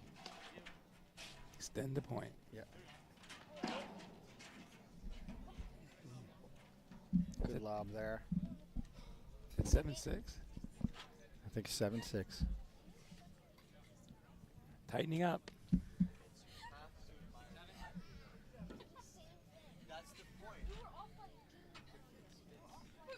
With the other court done here, it looks like everyone's migrated over to this court. We got a really big crowd here. Well, I guess if you're looking at nothing, it probably makes sense to move over. I think that's true.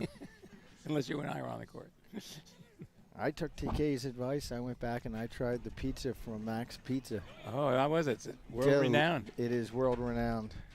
I might have to go visit it after this. It is the crispy boardwalk pizza, just delightful. So let's go a little bit more in depth. Was it plain or did you get something on top? No, I just got a plain over there. Old school. Gravy. The red sauce on those pies are fantastic. Crispy crust. My grandmother taught me how to make gravy. It's a secret recipe that I can't share. It's a wise thing.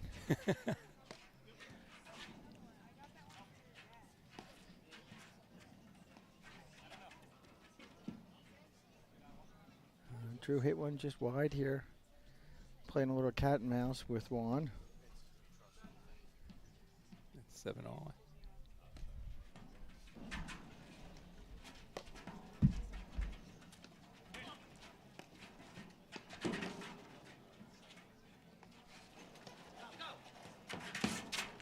Oh, that was That's really so nice good. by Felipe.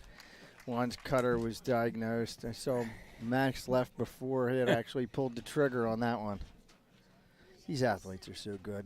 And fast. But the anticipation, I think, makes a big difference. They can kind of feel it coming.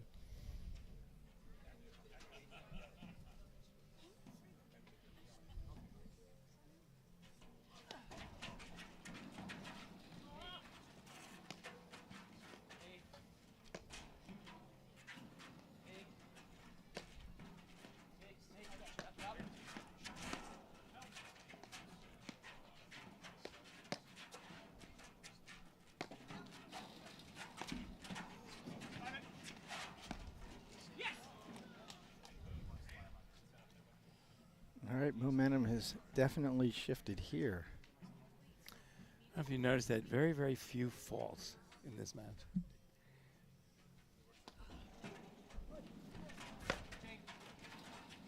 I would agree with you. I think both these teams know it's a tiebreaker. I think they want to get into the point. I don't think they want to give up anything easy on the serve. Yeah, I agree. I think you said it earlier. I think Max kind of dialed it back a little bit. 9-7?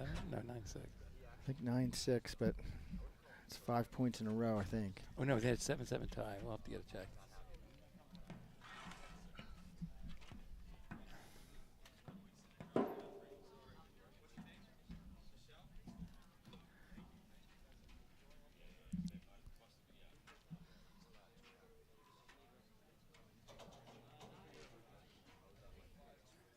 Someone just said 9-8.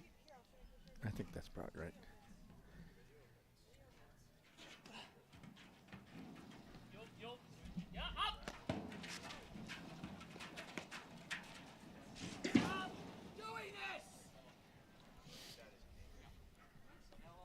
Drew letting out some frustration there, I think.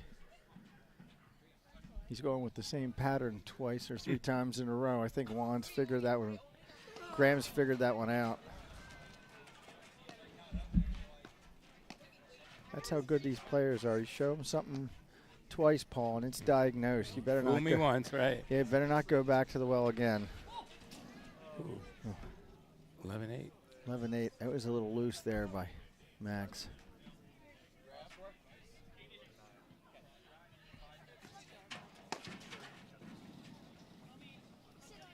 Easy point. That's the first easy point we've seen here. No. In the tiebreaker. 9-11.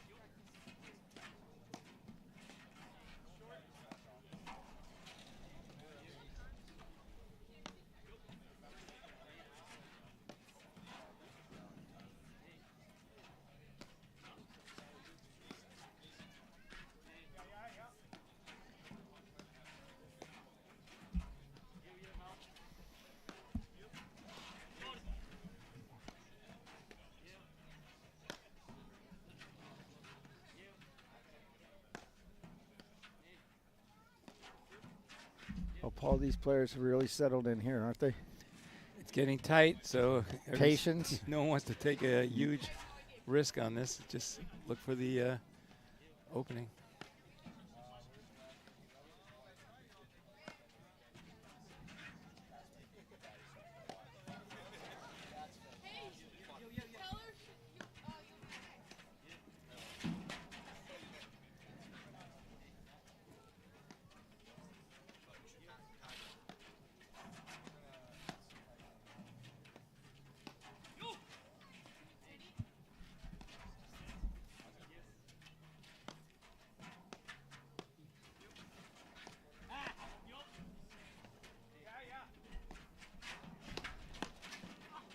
Good cover there by Max.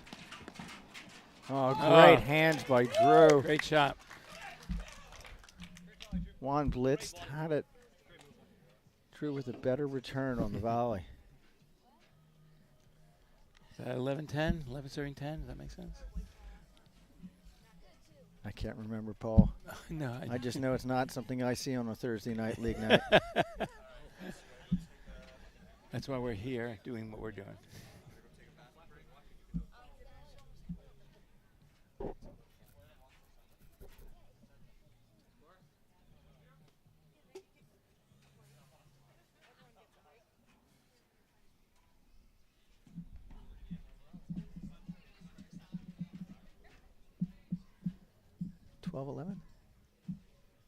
Yeah. Oh.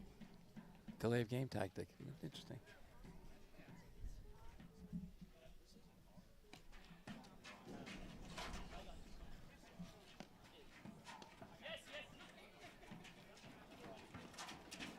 Really, really nice lob there by Drew.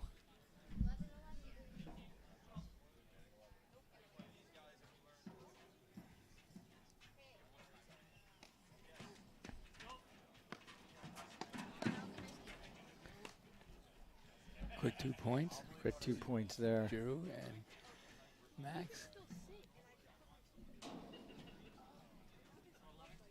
It's 12-11. Oh. Max covered the middle there with his forehand. Just got a little high. Again, it's very hot here. I don't know, Ed. I'm looking at a 14-14 single point tiebreak. There's one Drew kind of short hopped. It's one we usually see him let through. Okay. You got Swan's got the ball here, 13-12. mm-hmm.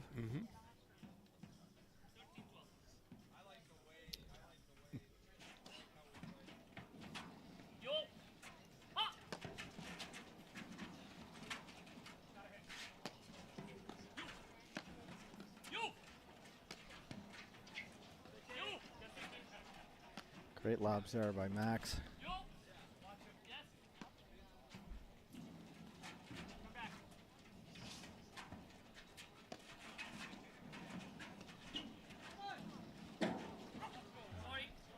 Let cord winner there by Uriah. Match point. Match point right here.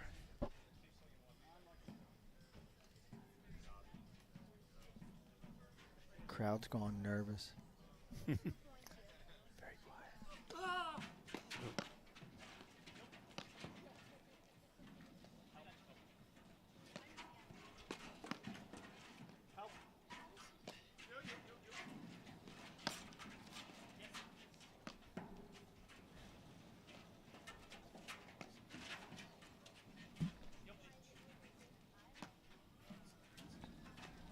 Oh, and that's the That's the match. game right there.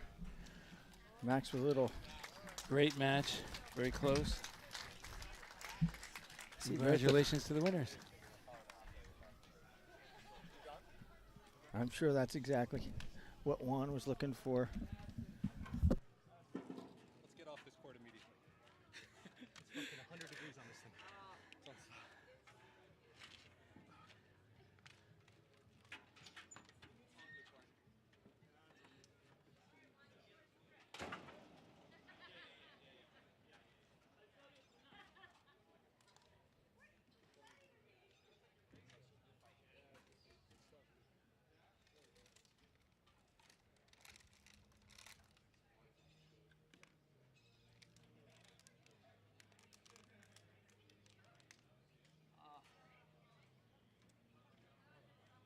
Finish. Oh, that first volley, I'm not even looking for it.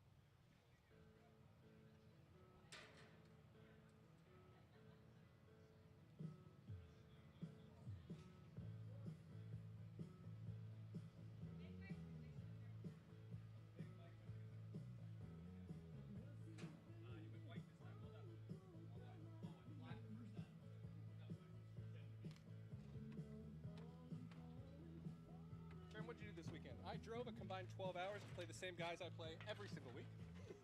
I'll give it to Juan, though. He's a little better than Danny. Juan, usually I play these guys with whoever our fourth is, so they just beat up on me all summer. I like the odds a little better than our normal matches. That's why, like, when I played with Randy, he's like, yeah, we're fighting against Mike and Lee. I'm like, yeah. After we won, I'm like, just so you know, I haven't won a single match against them. I'm like 0-14.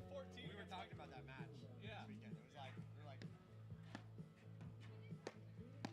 we had you guys like, oh, you had us 3-1, like, yeah, we were kind of lost, and you were done. You were going away. Yeah, we were going away. Randy especially. Yeah, because he's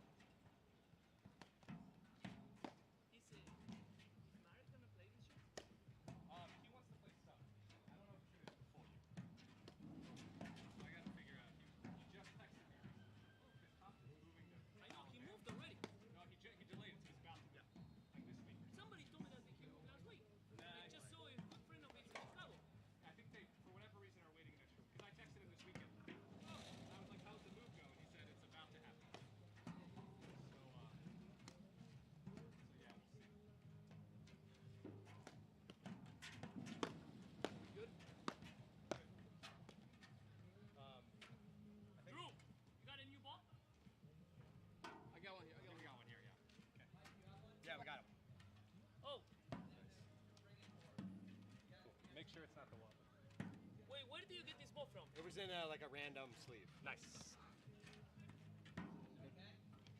Yep. Hey, up or down, guys? Always up. He's down. Whatever you like. You choose. You Res- choose. oh yeah, I know these guys. We will receive. That side sufficient for you guys? Here. Stay.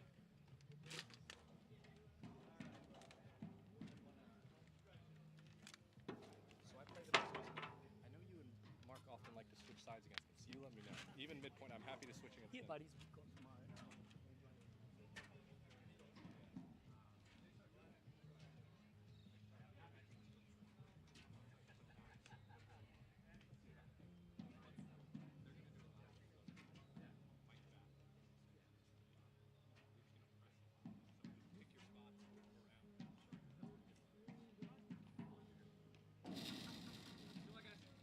Have fun.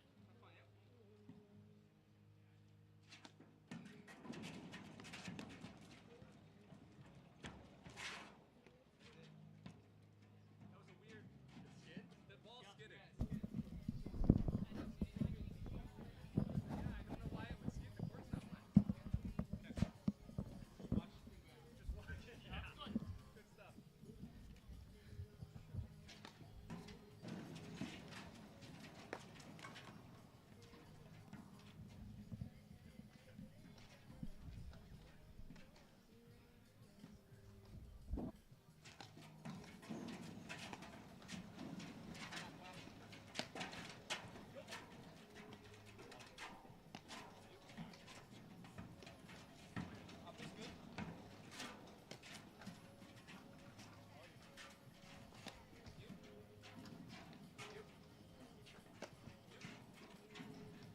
Okay, we're back in Stoneharbor at the opening pro flight tournament. On a very nice day here, and we're here at the finals, and the finals looks like it is. How do you miss that one?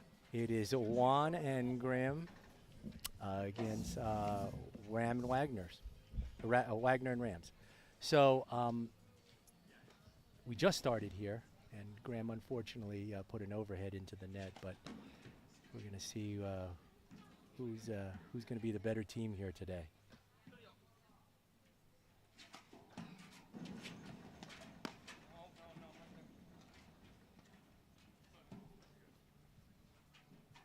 So both semifinal matches were a big battle, and it looks like a lot of different styles here, and it's going to be fun to see what comes out of this. And on the other court, just so you know, we have Drew Broderick and Max against Felipe Osis Koenig and Chris Humphreys.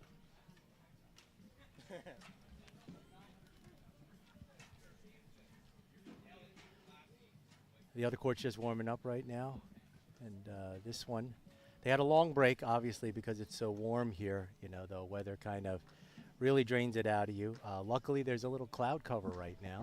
Cloud cover kind of helps. That direct sunlight really sucks the life out of you, and they need a little time to refresh. And in fact, I am pretty sure that some of the players, I know for a fact, some of the players actually went into the ocean and took a dip. It was a nice way to cool off.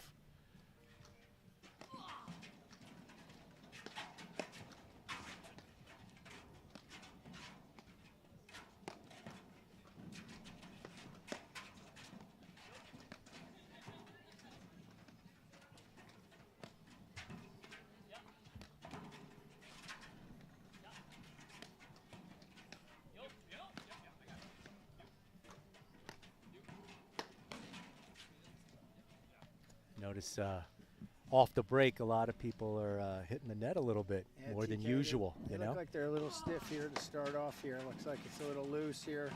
I'm sure that'll pick up pretty quickly. Nice return there by Rams.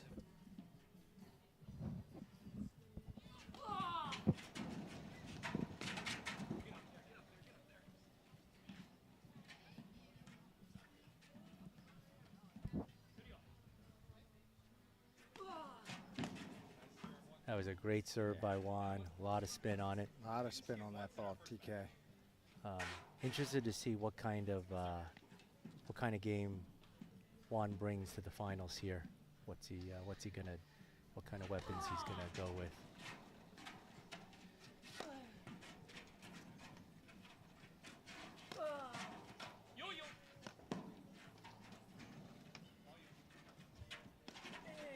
Little slash. Oh, and could not get it over. Looks like Juan's on his game to start here, TK. Yeah, it definitely looks that way. He played well. He took a little break in the second set and the semifinal, but he really played well in the tiebreaker. Yeah, that was a really tight tiebreaker in that last match.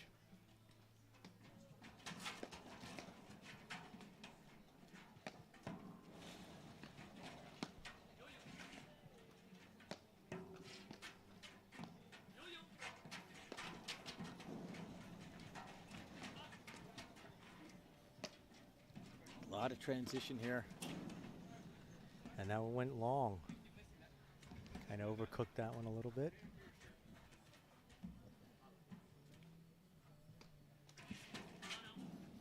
Underhanded spin, underhanded top spin serve, went out.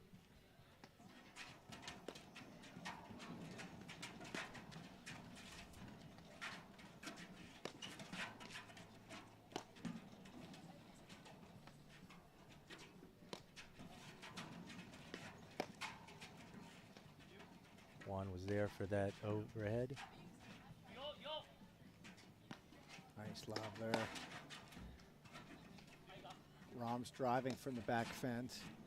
They don't teach that on Thursday night. Yeah, it's right about that.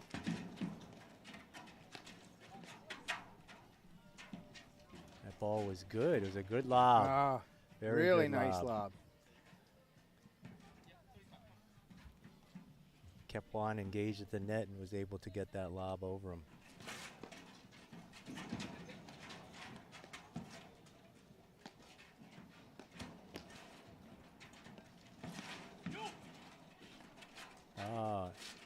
McNerney with a great save on that.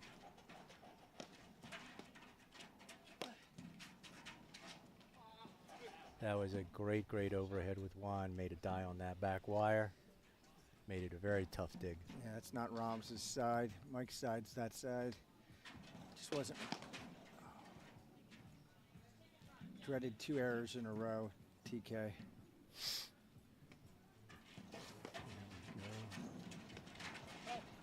Oh, that's nice. Mike Wagner was beautiful passing. Got him on his heels.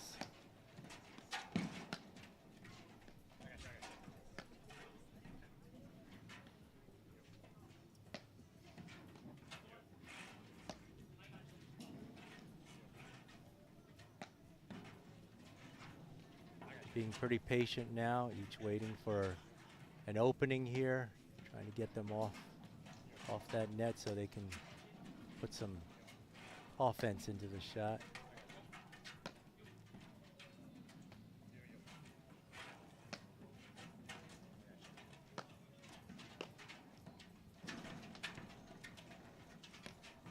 Transition to backcourt.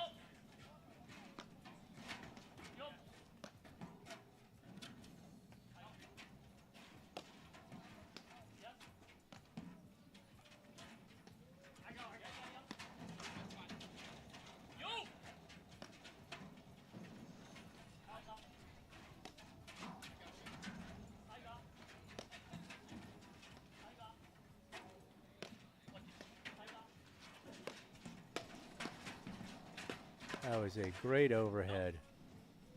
Missed Just the drive wide. though, missed the finishing drive. It's a wonderful You saw it, no? sequence. Yeah, definitely like half board. Yeah, thanks. Great hands on that last play though. TK, I think that's what we're going to see a lot of. Yeah. Juan's going to hit that cutter. It's interesting there that Rahm's decided to kind of cut it off, not let it get to the screen, not let it move to the left. Probably going to short hop that a couple times and see if Juan's able to keep this place out in the net.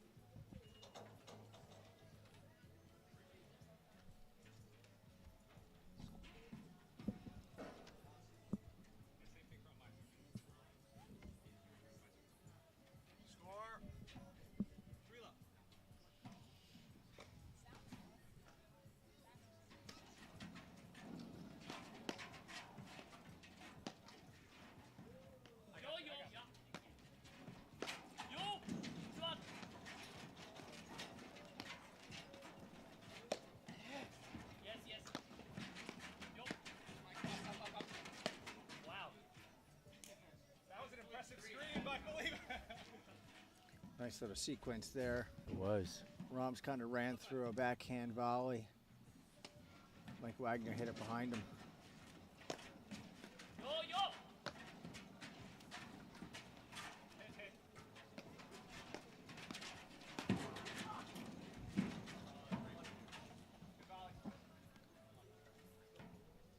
Mike Rahms taking that point over.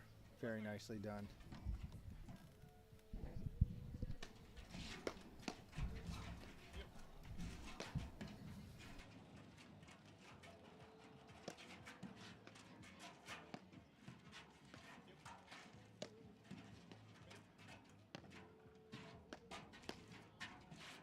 Yo, yo.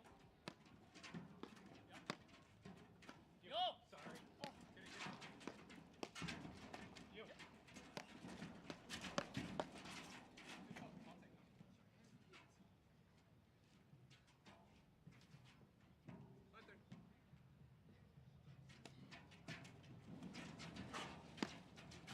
Yo. Yo. Yo. I got you. Help.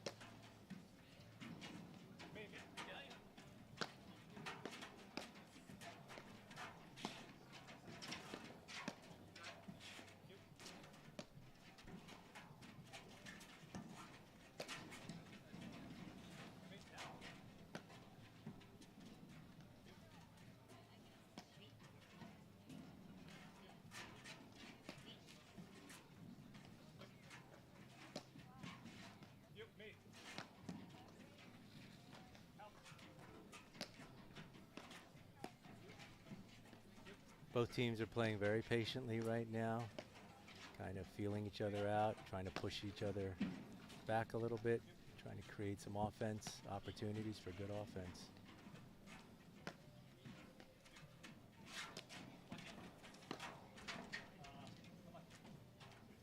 And there it was. It was a short ball, and that short ball transitioned into a great drive.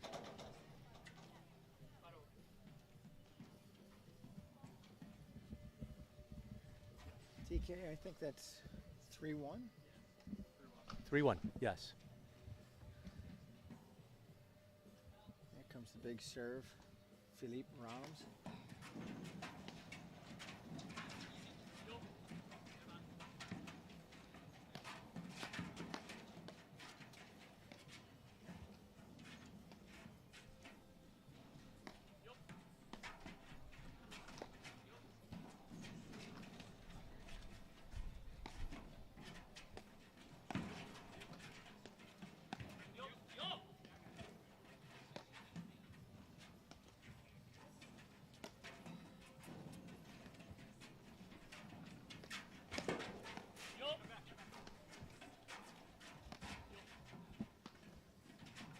TK, what do you think of the strategy here? You've got Philippe Rahms and Mike Wagner playing almost an I formation. You know, it's interesting against a team like Juan and Graham, because what they're trying to do is they're trying to take away the high percentage shots through the middle and making them go for the, you know, the kind of shots that are a little less, you know, accurate. Got to go really on the edges, and you know, they're fast enough in the backcourt to be able to get anything that goes through. Yeah. So it's a kind of a good strategy, if you ask me.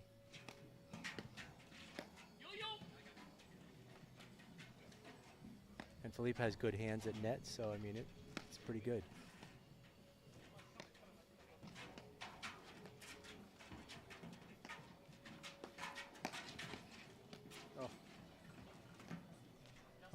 You know, Juan had that all set up, and unfortunately it just trickled back over the net. But did a great job of setting himself up for that shot. He made Philippe give him that short ball, and that's what he's looking for.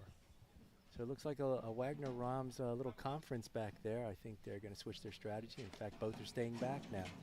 Oh, no, he came back up.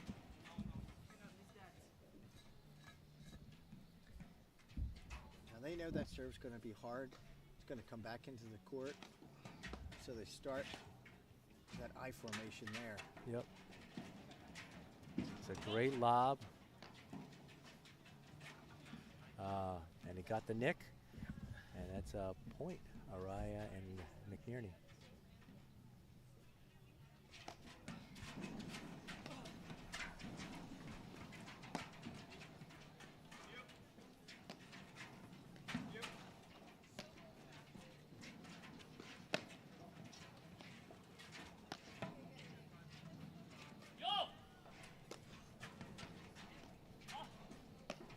Push Juan way back. Let's see what happens here. McNerney is there. And got by both of them. Smart play. Like Wagner with a nice drive there. McInerney right on the net.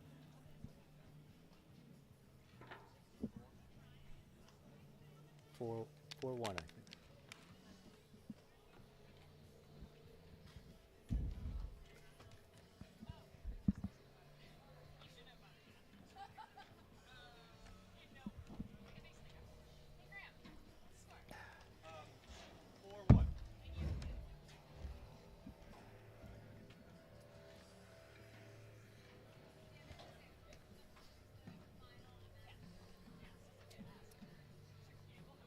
These guys are two-fisted with drinks right now. It is really hot, and these guys are sweating up a ton, and they are staying hydrated.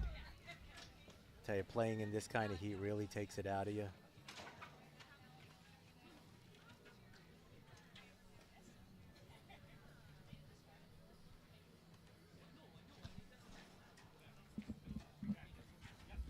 Okay, Juan Araya to serve. 4-1. Big drive by Philippe. Juan's got it. Now they are at the net.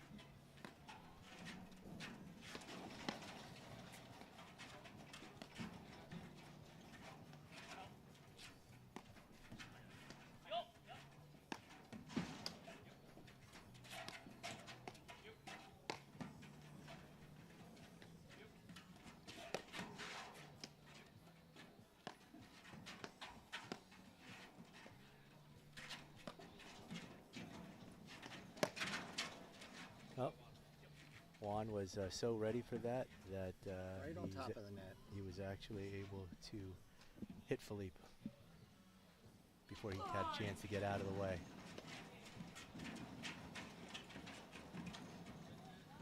And that ball was out. Mike Wagner with a big two-handed off the side fence. Sets that up nicely.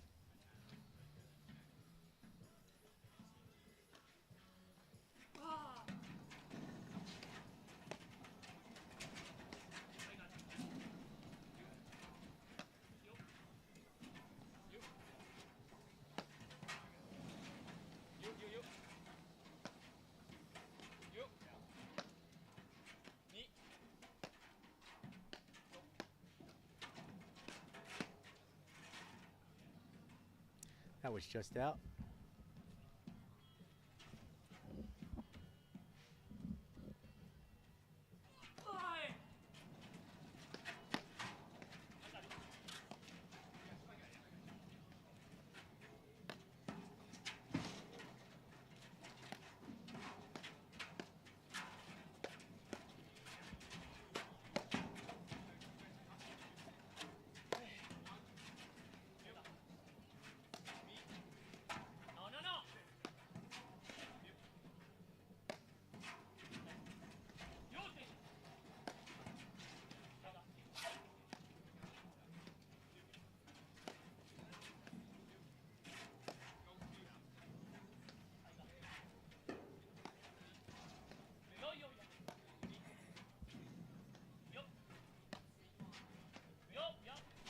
Ryan and Graham are playing very patient right now.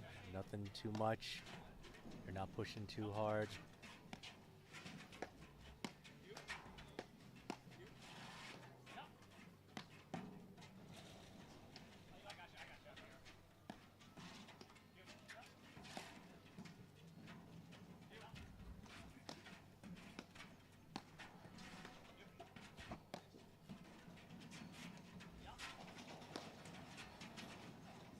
And there it was. Beautiful. Short lob. Produced Beautiful cutter. a really, really nice cutter. Died on that back wire. And made it very undiggable. Great drive by Philippe. And Juan misses the return off the backside wire.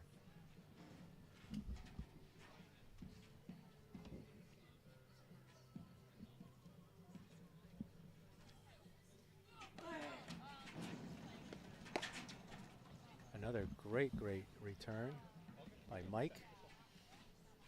Juan puts that one in the net.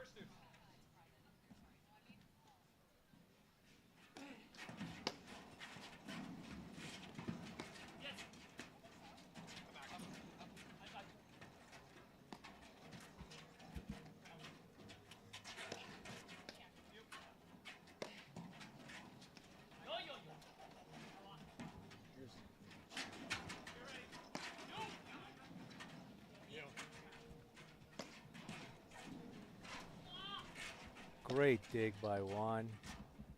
Really stretched him out on that one.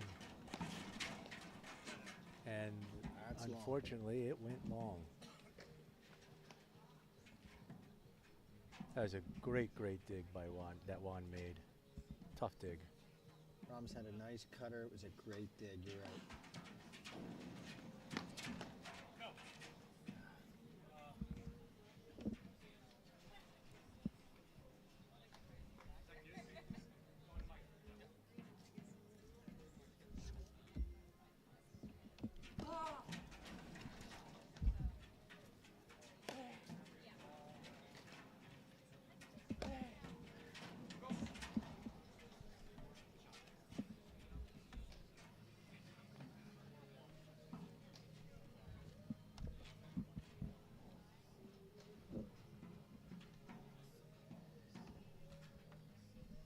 All right, Mike Wagner's got the ball here. He's going with the underhand roll serve. Just one of the three guys here.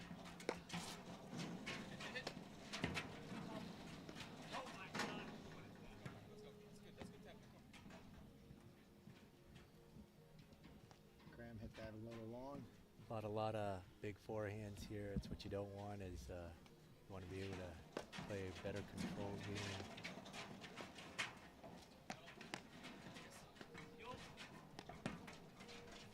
Great waterfall by Graham, dug out by Mike.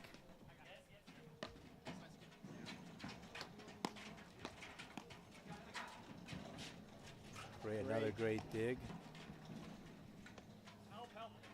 Comes Mike.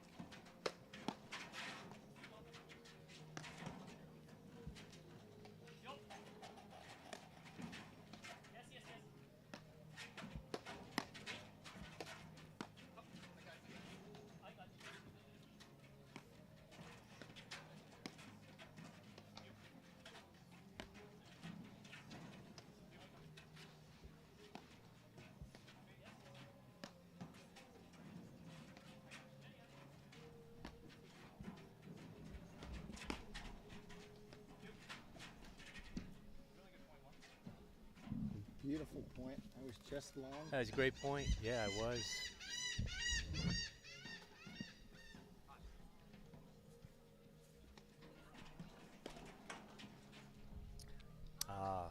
Unfortunately, Juan missed an easy return there.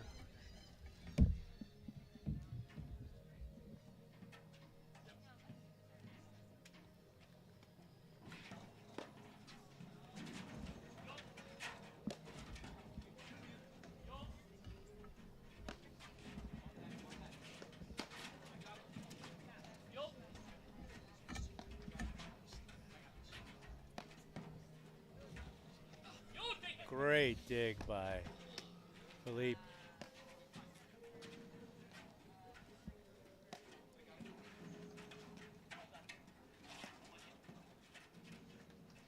Both teams are slowing down the pace of the game right now.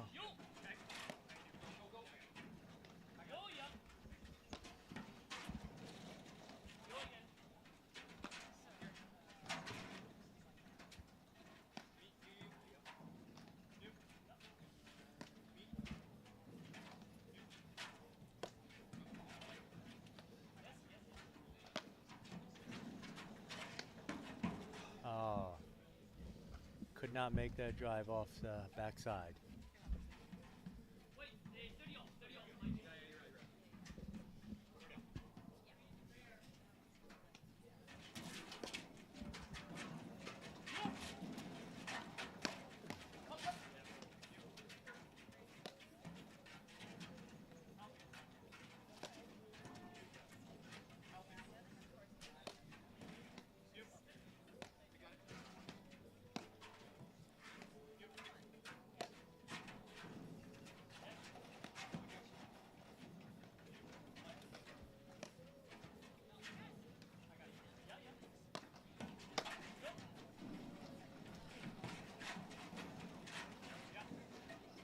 That was nice there. Two-hander. It was. Mike Wagner with another two-hander. Great. Great exchanges here at the net. Juan short hopping that little block shot. And finally he hits it out. Juan not too happy with that shot.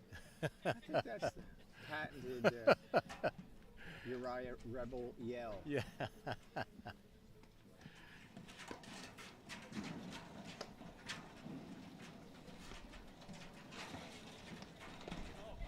Wow, that was a nice shot. Mike Wagner with a nice overhead there. Kind of behind the back, no look. Caught Transition's Puffed just McNerney incredible, right? out of, caught him by surprise a little bit.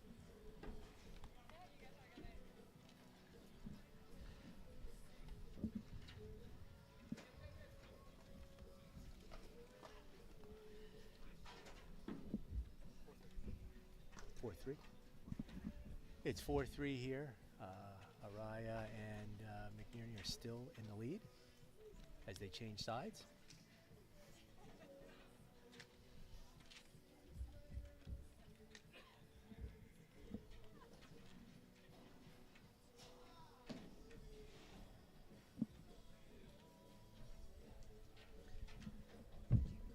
Taking a little extra time here at TK. It's hot, as you've pointed out. Yep. This cloud cover is just holding just enough to keep the hot sun off them. So if McNerney holds here, they'll keep that one break lead that they have.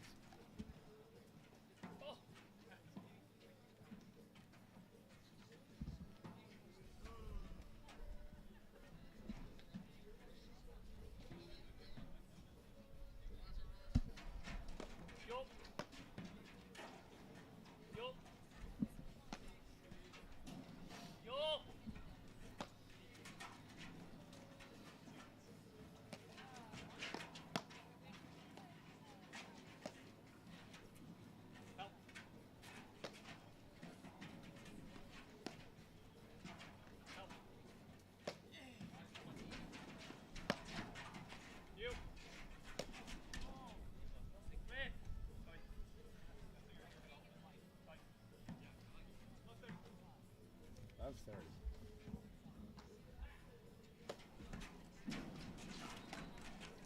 It was a great serve by Juan. Really moved the ball over, away from the center line. A great lob, just went back.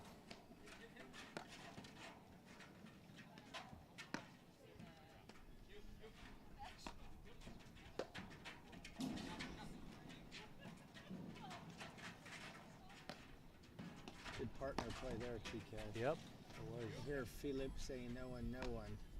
Just letting his partner know no one was rushing the net, no one was making a blitz. Of course, that's important when Juan's on the court. He likes to blitz, he likes to dictate the pace.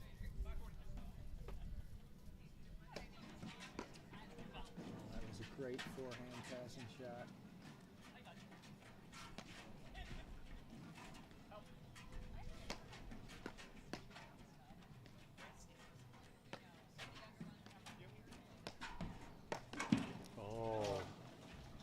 was a juicy overhead. Unfortunately, he didn't get it over the net.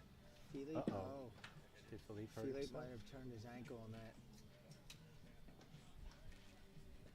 Ah, he's in pain. Let's see how he feels. I couldn't see through the snowboard there, TK, but I'm just going to check and see if they need some ice, maybe. go ahead.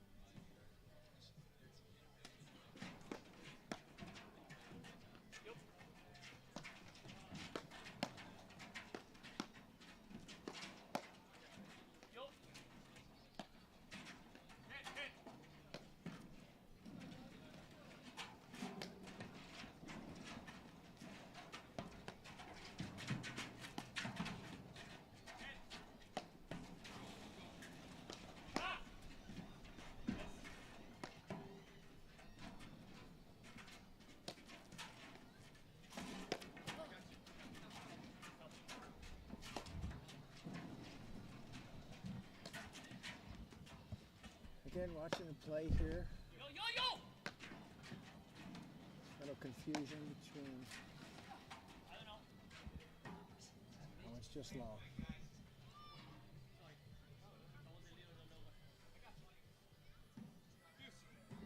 This game's back to deuce. Graham with the serve.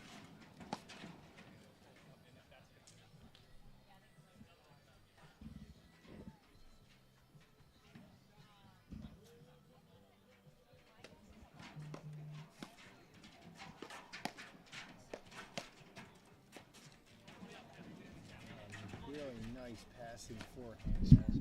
It's by Philippe. Confusion between Wagner and Roms there. Okay, I'm back. Obviously, his ankle's okay. Yep.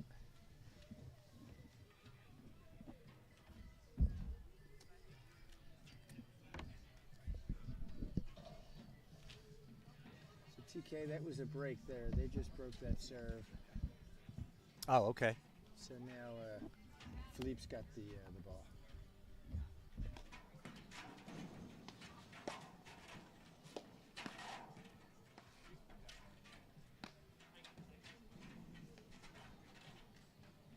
Can you please stop? Go! Just the last two games. Sorry, Ron. Pick me up. Pick me up. Sorry.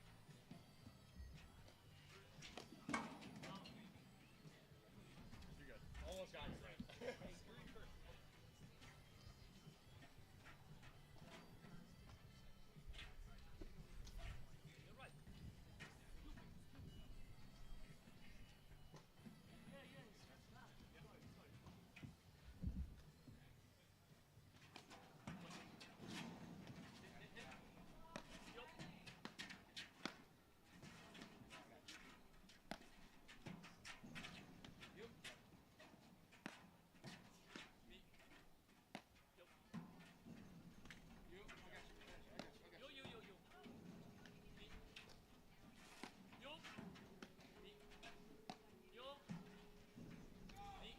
Juan and McNerney are playing very patiently,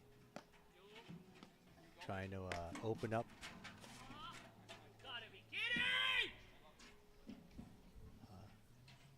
In case you guys didn't hear that, that was Juan voicing a little bit of displeasure on that let chord.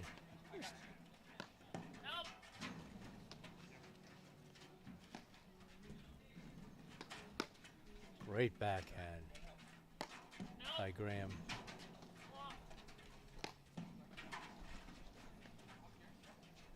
Good lob there.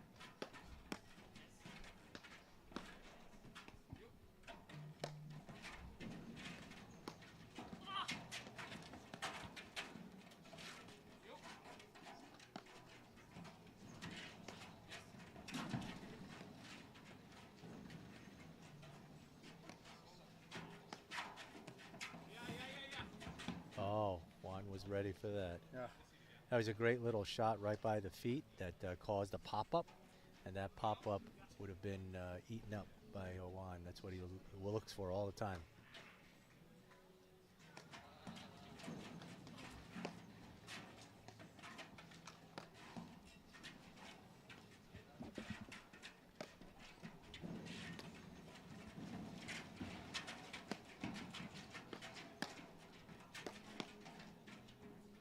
And that ball was out. Nice long. drive. Interesting as I look out here at TK, that little shout out to the Pittsburgh paddle community as we've got 3 of the 4 players on the court from Pittsburgh. Yeah, you're right about that. Yeah, it's about a 6-hour drive in from Pittsburgh, and these guys jumped in their cars and came out. It's great. We love it when that happens.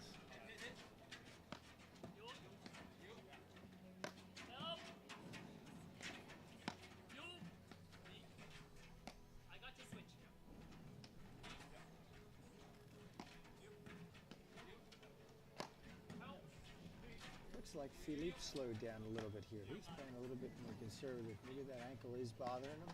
Yep. Not so many cutters. More top-down overheads.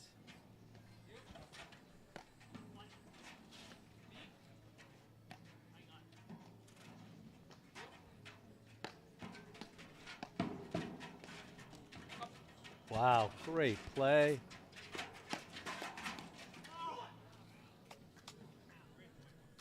So it's a big rally at that net, and I think one was just wide. yeah, he was. He was. It's a great exchange, and McNerney comes right back with a great backhand drive that unfortunately Mike could not handle there.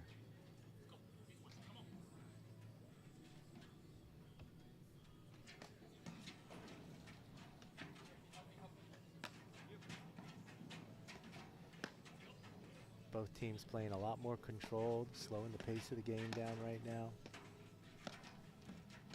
Really picking their moments to execute on offense.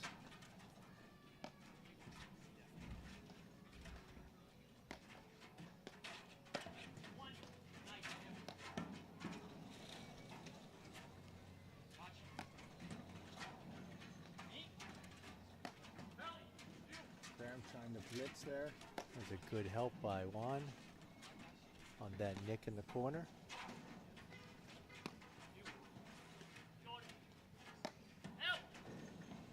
A lot of controlled neutral drives just to see if they can get him to come up and commit and then push him back on overheads. Oh. Philippe was right there for that. Top spin roller in the corner. Juan's able to pick it up.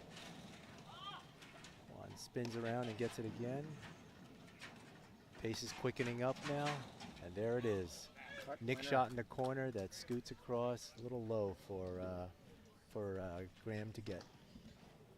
It's a cut Nick winner. Yeah, that's. You don't see those every Thursday night. No, no, no. High level play here. All 4 of these guys have been playing for a long time. Yeah, Plus it's 85 heat here.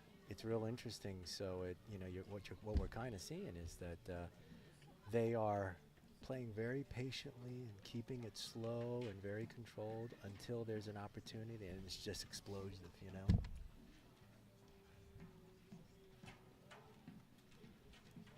A lot of those cut backhand, probing, finding that short ball. And you're right, it's just a very quick and explosive attack. It's all they're looking for. Yeah. What ball can I drive?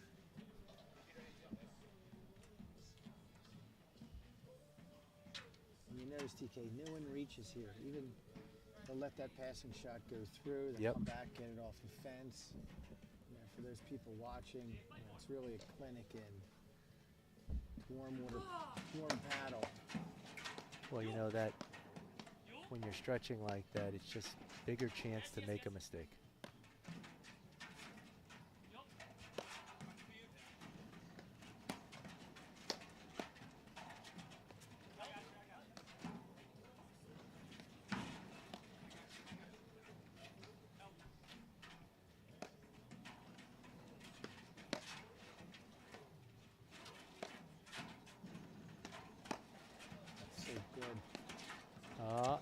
Finally got him. What a nice variety of. Mike Wagner with a whole bunch of really big two-hand backhands. Yeah. Juan Uriah, just the hands. And his volleys are just tremendous.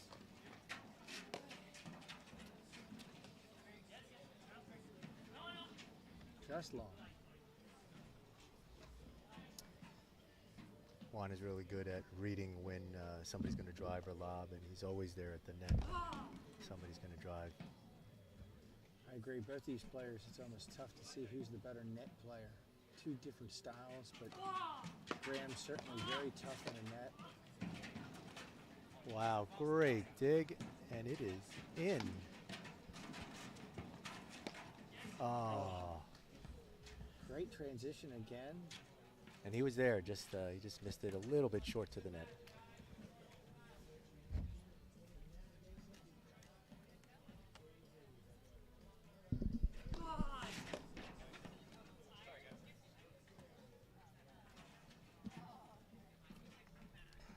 I think that serve was in.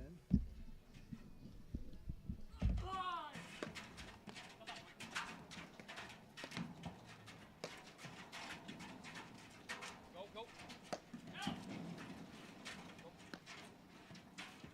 Hit, hit.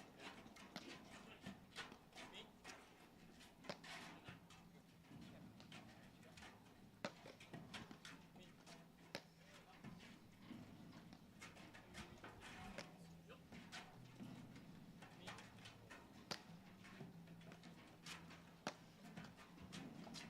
You.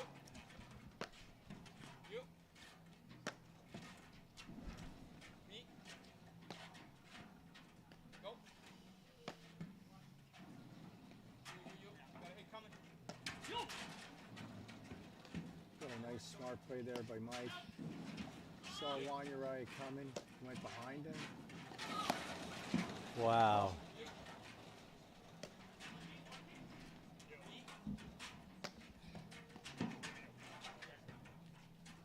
It's a great lob. Tough dig.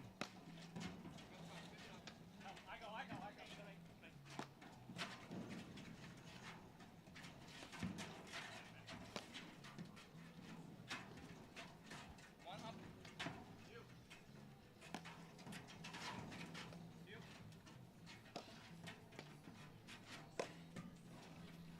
You, they're switching.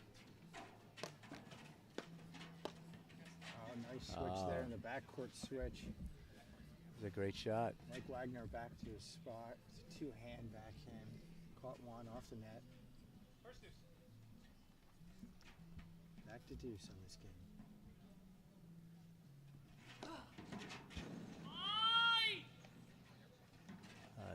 That was just a little scream of displeasure from Juan missing that serve.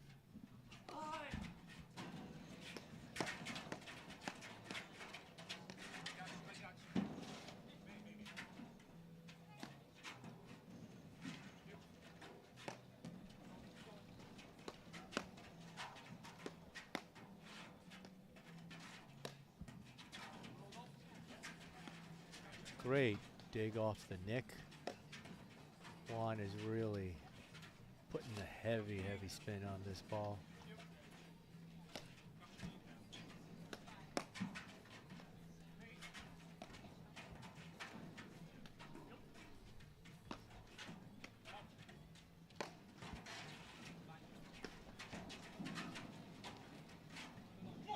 And that was long by Juan.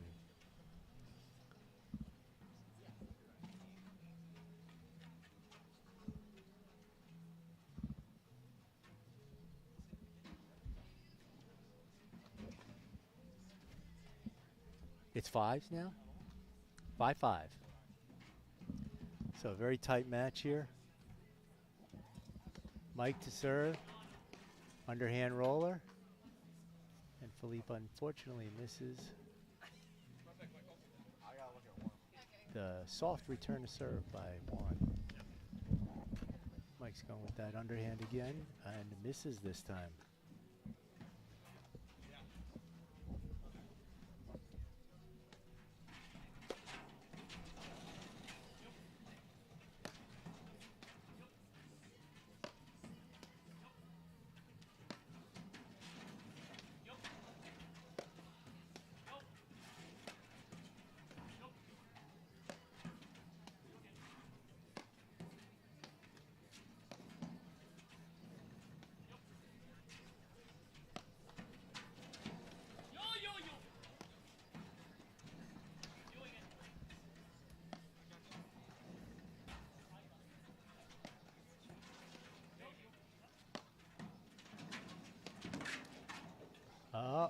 left He got winner. lucky on that one.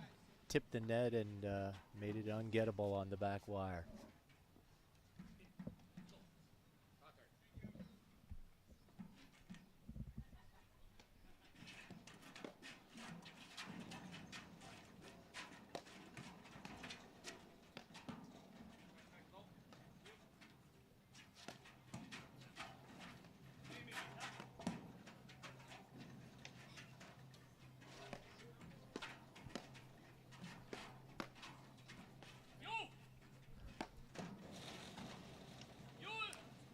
And he got that one.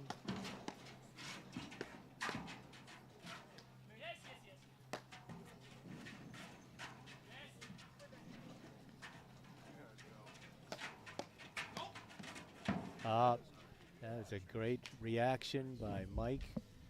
Kind of caught Juan by surprise and tagged him on that shot. Little tag on the foot.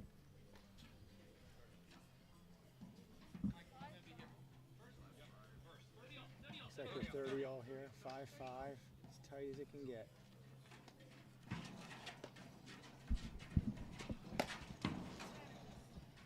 There's Juan reaching just a little bit, a little error on the reach. We'll have that in right now.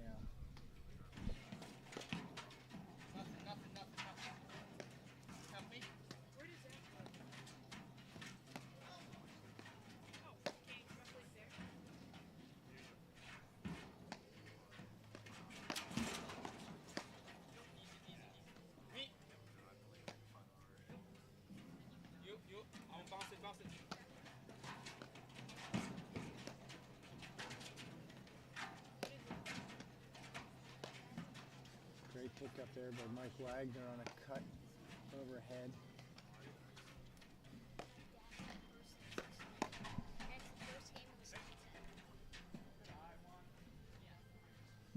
Okay, looks like on the other court we have Broderick and Max. They won the first one 6-3. They're right now in the second set. And it is 1-0 right now. We'll keep you updated as we go through the match.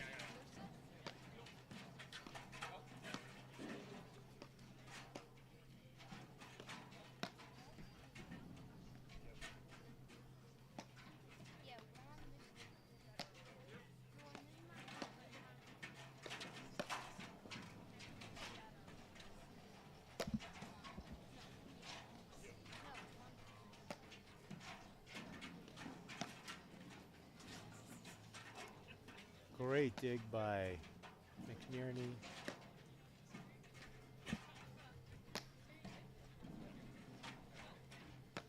Not as many cutters here, TK, out of Roms. Yeah, you get a feeling that both teams are kind of slowing it down a little bit. Yep. And being a little patient, trying to wait for better opportunities to do offense.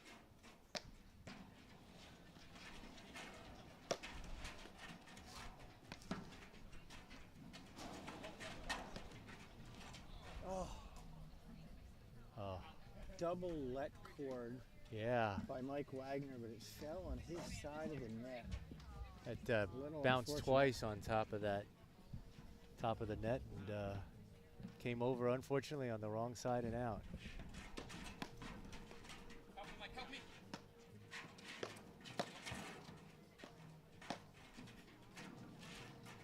Great communication there between Wagner and Roms.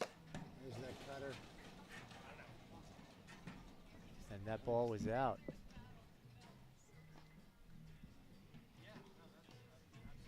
At end. Huh?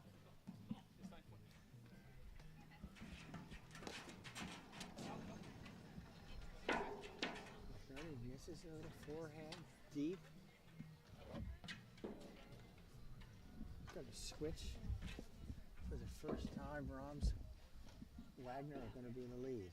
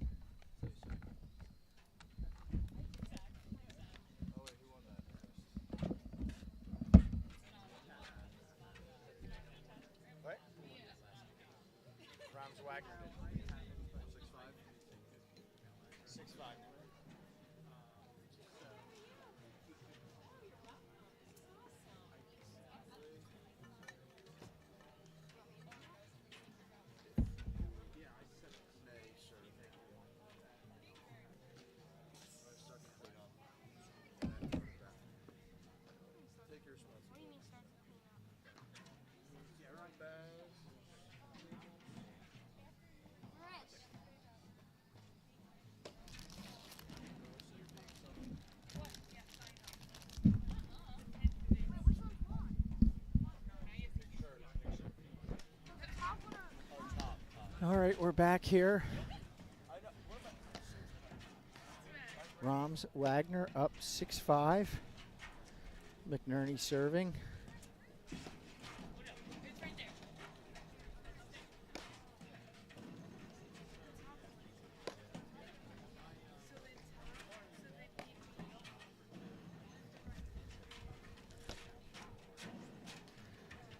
Rams has that cutter going now, a little.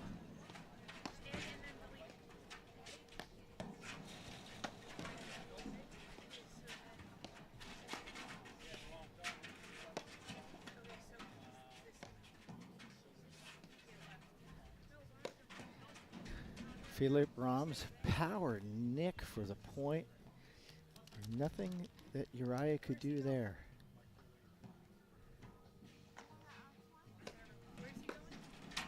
Oh, just a fantastic return by Rams.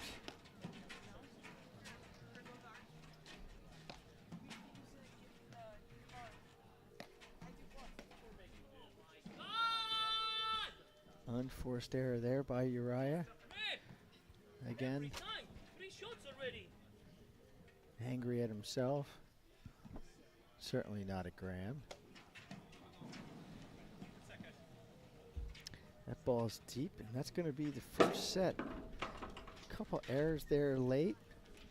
I think I counted 4 straight games there. Rams Wagner playing very solidly, keeping it together. We'll be back for the second set.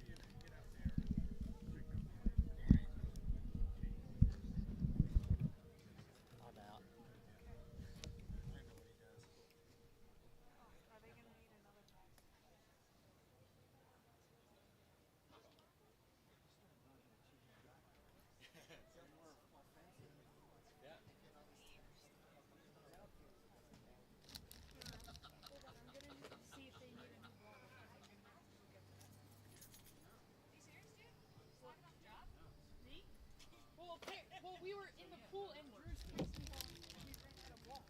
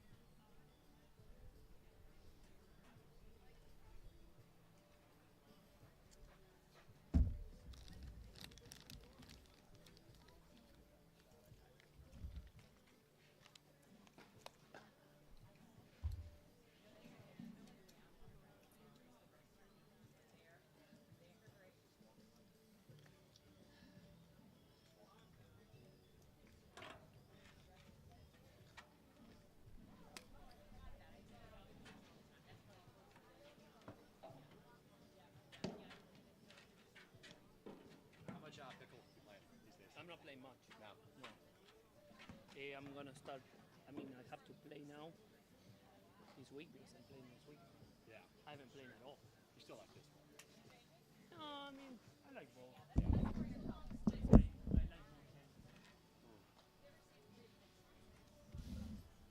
Never, never. Very wrong. Never. Drew Drew was saying your kid's getting pretty good at tennis. Yeah, I've never seen he's you in doing other well. clothes He's except he's doing the nationals now those there. sweatshirts. Yeah. Yeah, he's playing a lot, playing every day.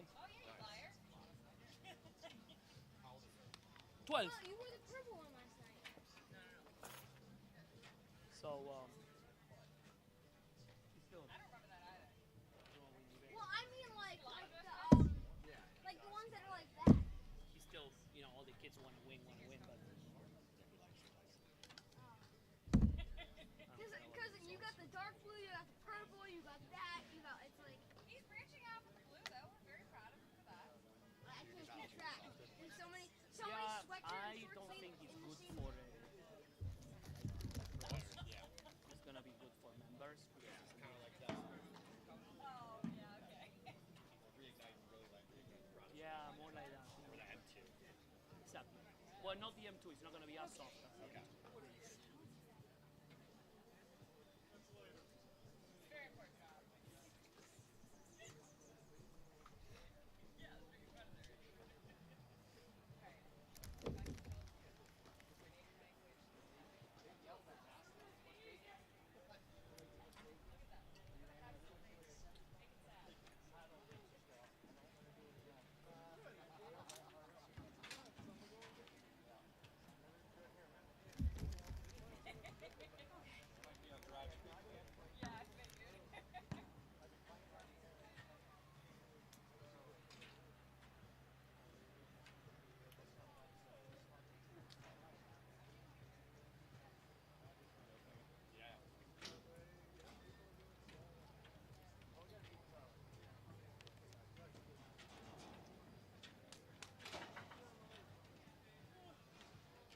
You guys sticking around after? Did you clean up all this stuff? Kind of, but Evan usually.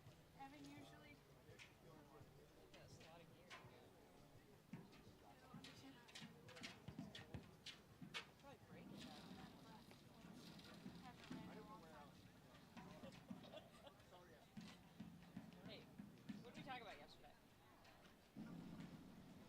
Rocking your sock? That one? What did you say? Rocking your sock? That one? No. Be nice to women. No, no, no.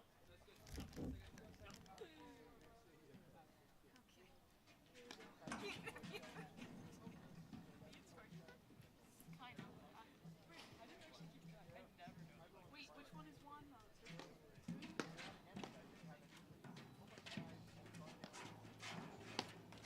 Well, there's not left 30. But there was a point before this. Yes, there were. Oh yeah, there was.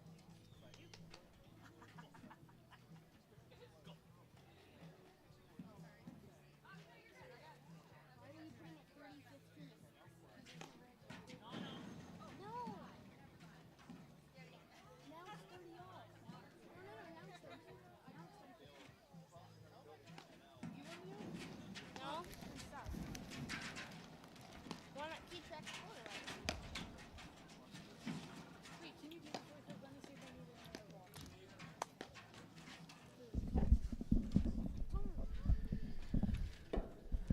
All right, we're back here. The second set has just started. First game's over. You know who won that first game?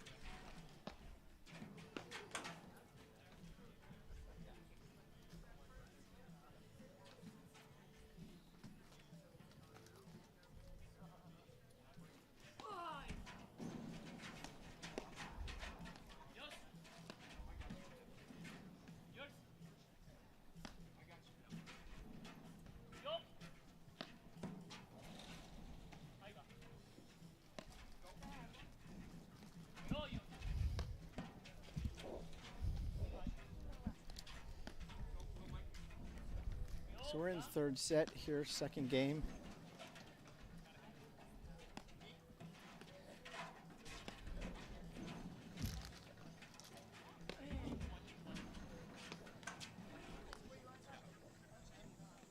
Two-hand backhand miss by Mike Wagner.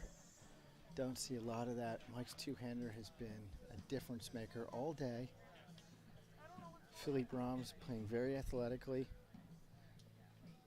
Juan, one of the best players in this game.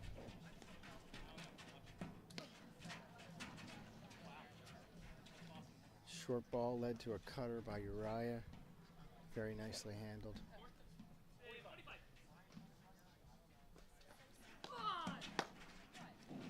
Great return by Rahms. You see it's so warm out here. Transition is just back and forth. It's a second miss by Mike. Again, that's a very offensive shot. It's coming heavy off the back wall here, back screen. That's usually something he'll hit 90 out of 100 times.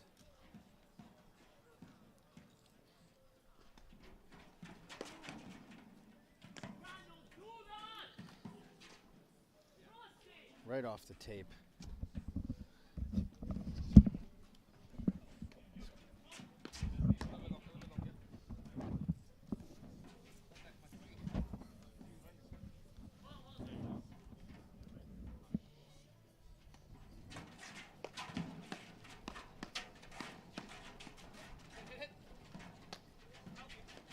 It's like a pickleball tournament just broke out there for a second. Characteristic error there by Philippe Rahms on the overhead.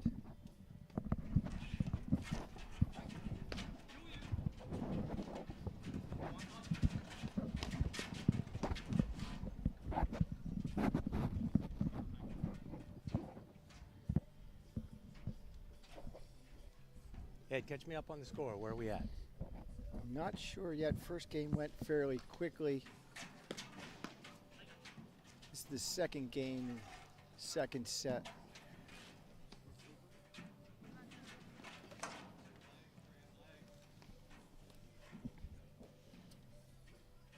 TK, we had a whole bunch of unforced errors there. Wow. Short points.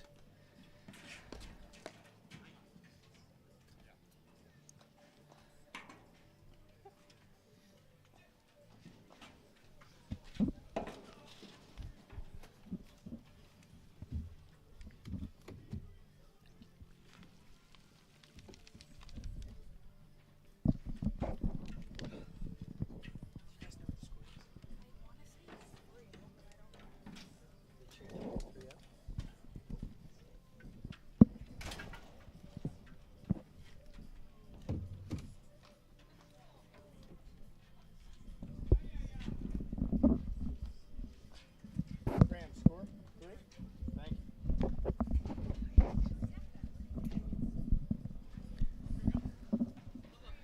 All right. Graham has the ball here. It's 3-0, second set.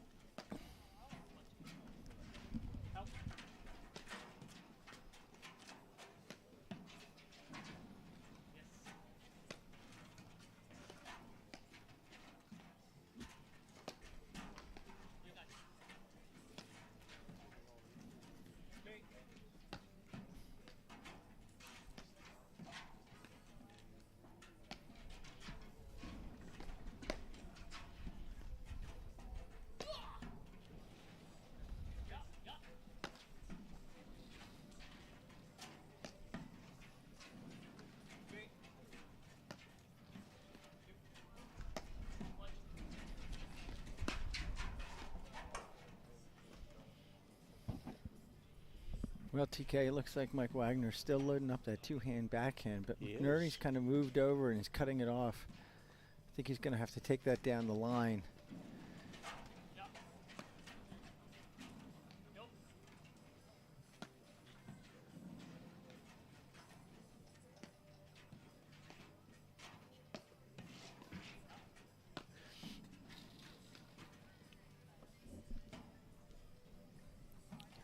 there's a lot more unforced errors right now. Yep.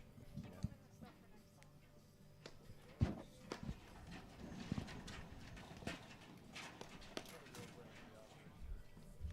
I can't believe Uriah didn't back up on that. He almost picked it right out of the air, TK. And I think that's what he was going for. Yep.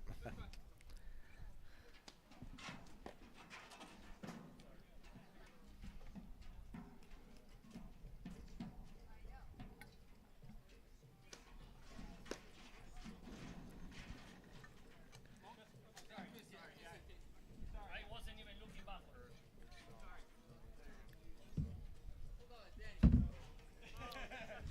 You did. That was the catch. No, way out, way out. It was a quick game, TK. Now down 4-love.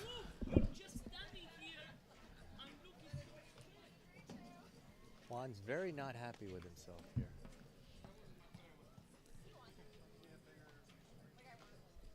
Not sure if that was an animated dance or No, talking to himself. He was kind of mad at himself for not, having the footwork that he should have had to be able to drive that ball.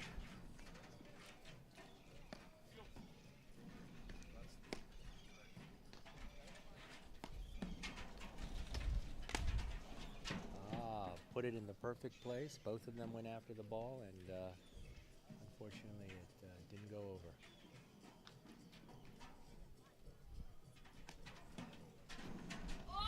Wow. Juan on a great recovery off a missed ball.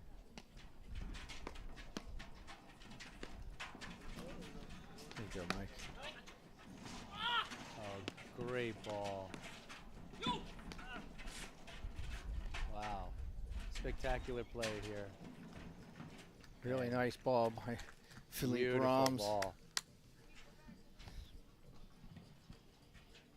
Just was enough to get it behind him, Great return by Graham.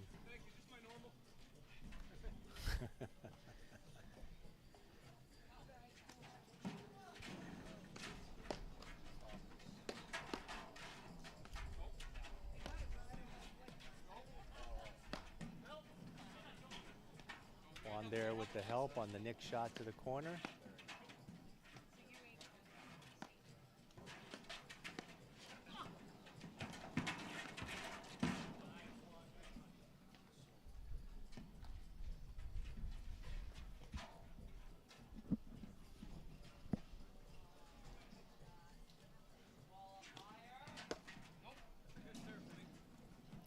Good serve there by Philippe Rams.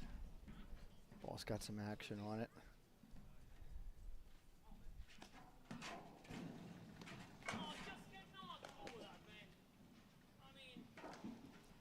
Pushing the ball. Hit it!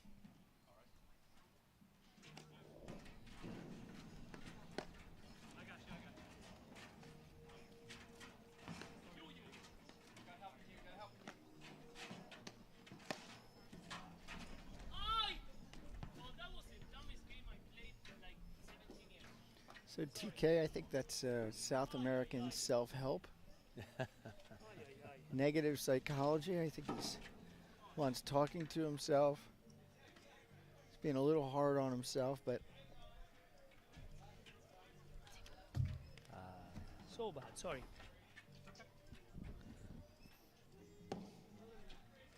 Stupid. Everything is fine. 4.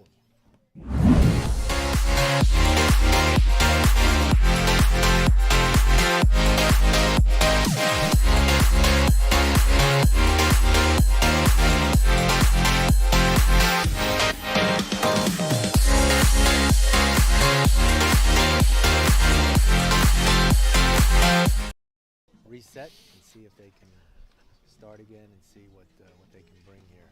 See, turn this thing around. Juan serving, 4-1.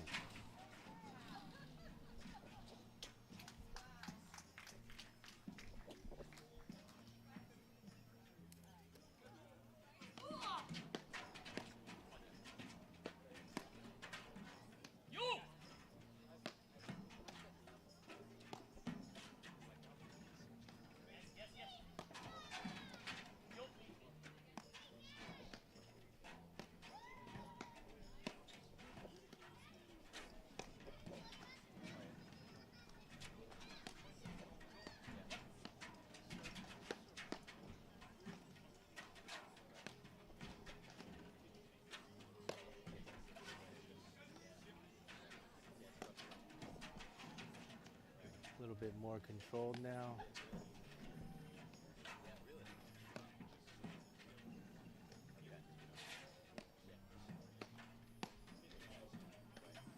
See that neutral drive every once in a while just to get them to engage at net so they can lob again.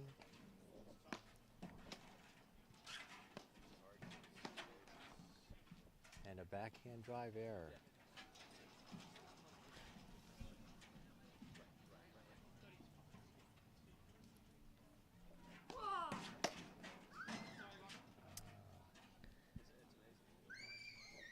That's the second one, TK, to that deuce side that he's missed. He's been long just a little bit.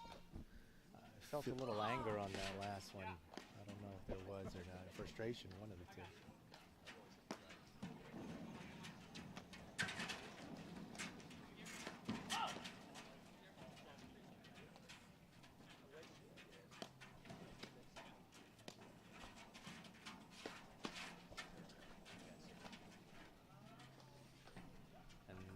That ball is good. So McNerney was able to get that dig, a great dig at that, but didn't tell his partner that he needed to come back and created an opportunity for the other team to kind of push behind Juan.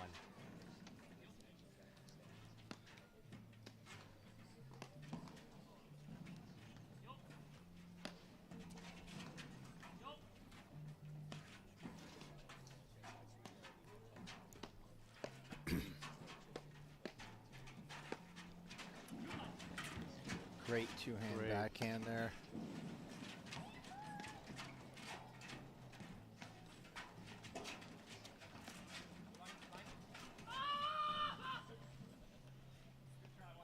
Juan had a chance going around the post, going down the line, but unfortunately missed it a little, and he's mad at himself for doing that.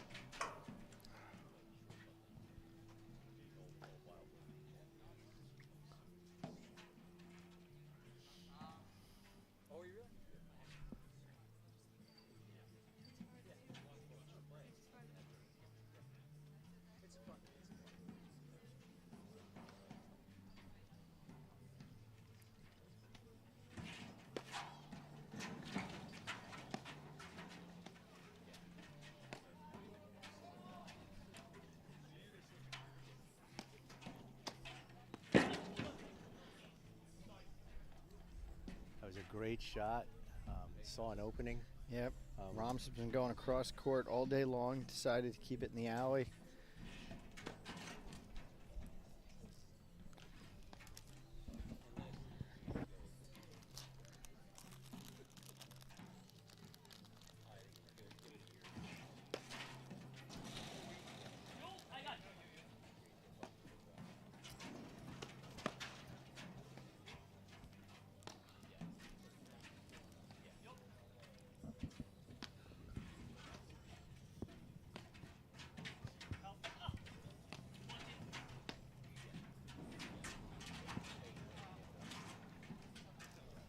Great pace on that shot, was able to get it right at the feet of Felipe, and he unfortunately was not able to get hold of that one.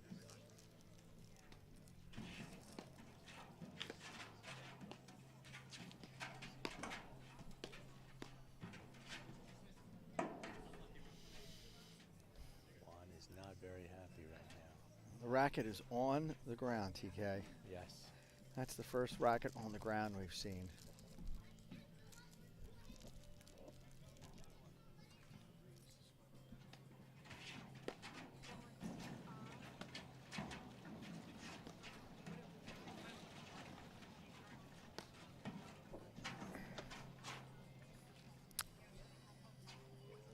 I think that was a little aggressive.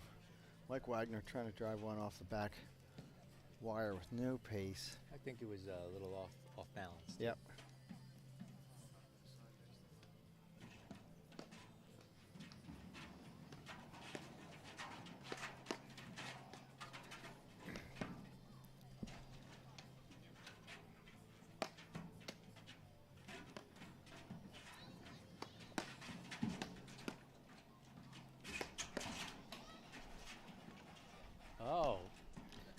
with a great sequence there.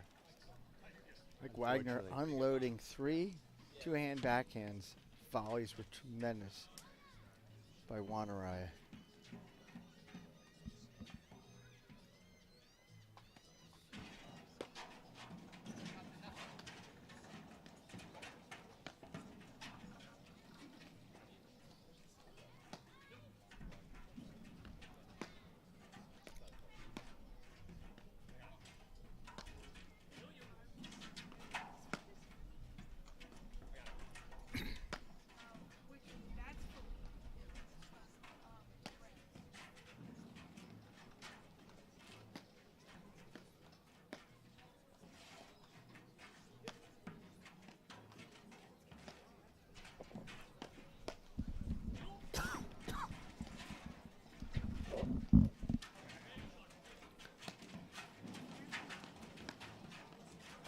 Wow. Great help by Juan. He had about a fraction of a second to react to that ball. That's off the Nick. Graham's there to get it on the help. And it is a good lob over.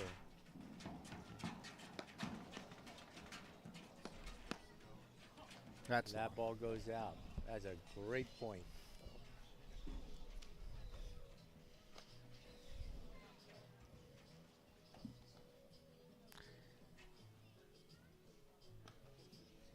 I think Philippe Rams might be cramping here. Going to take a second.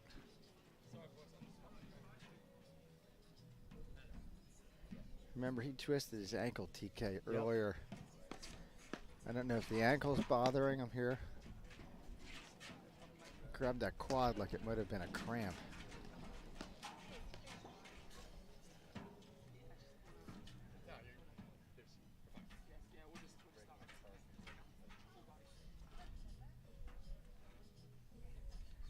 Okay, I think we're going to call the match right now. I think Philippe Rams is not going to be able to continue, so I think we're going to have an injury. We'll be back. I'm not sure if this is the match or not, but it very well could be.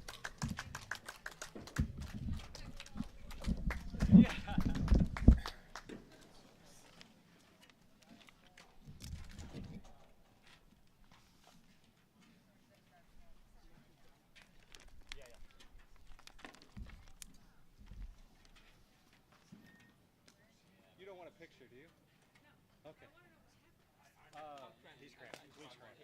They're going to say people. I'm sorry, guys. I don't believe that anything.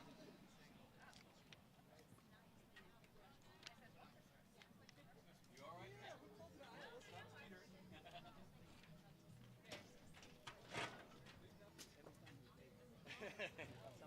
Right. But before the match, I said. Yeah, you're right. Right.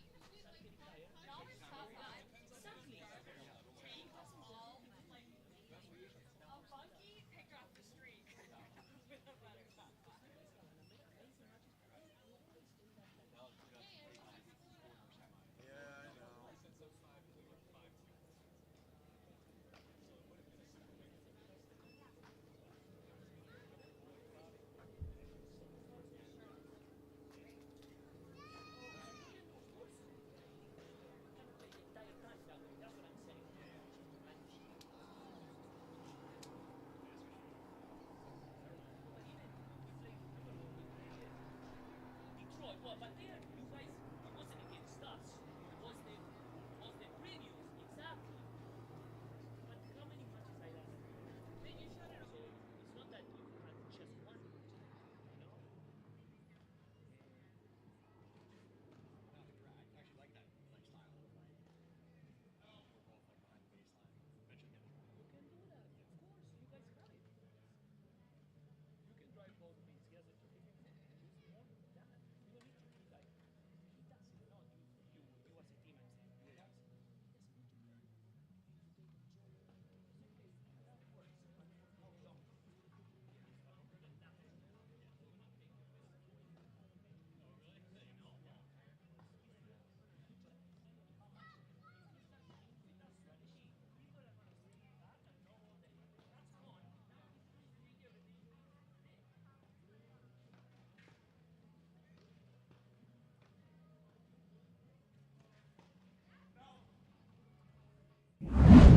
Success takes hard work. Making success a legacy takes discipline. PPAC Private. Your legacy, our discipline.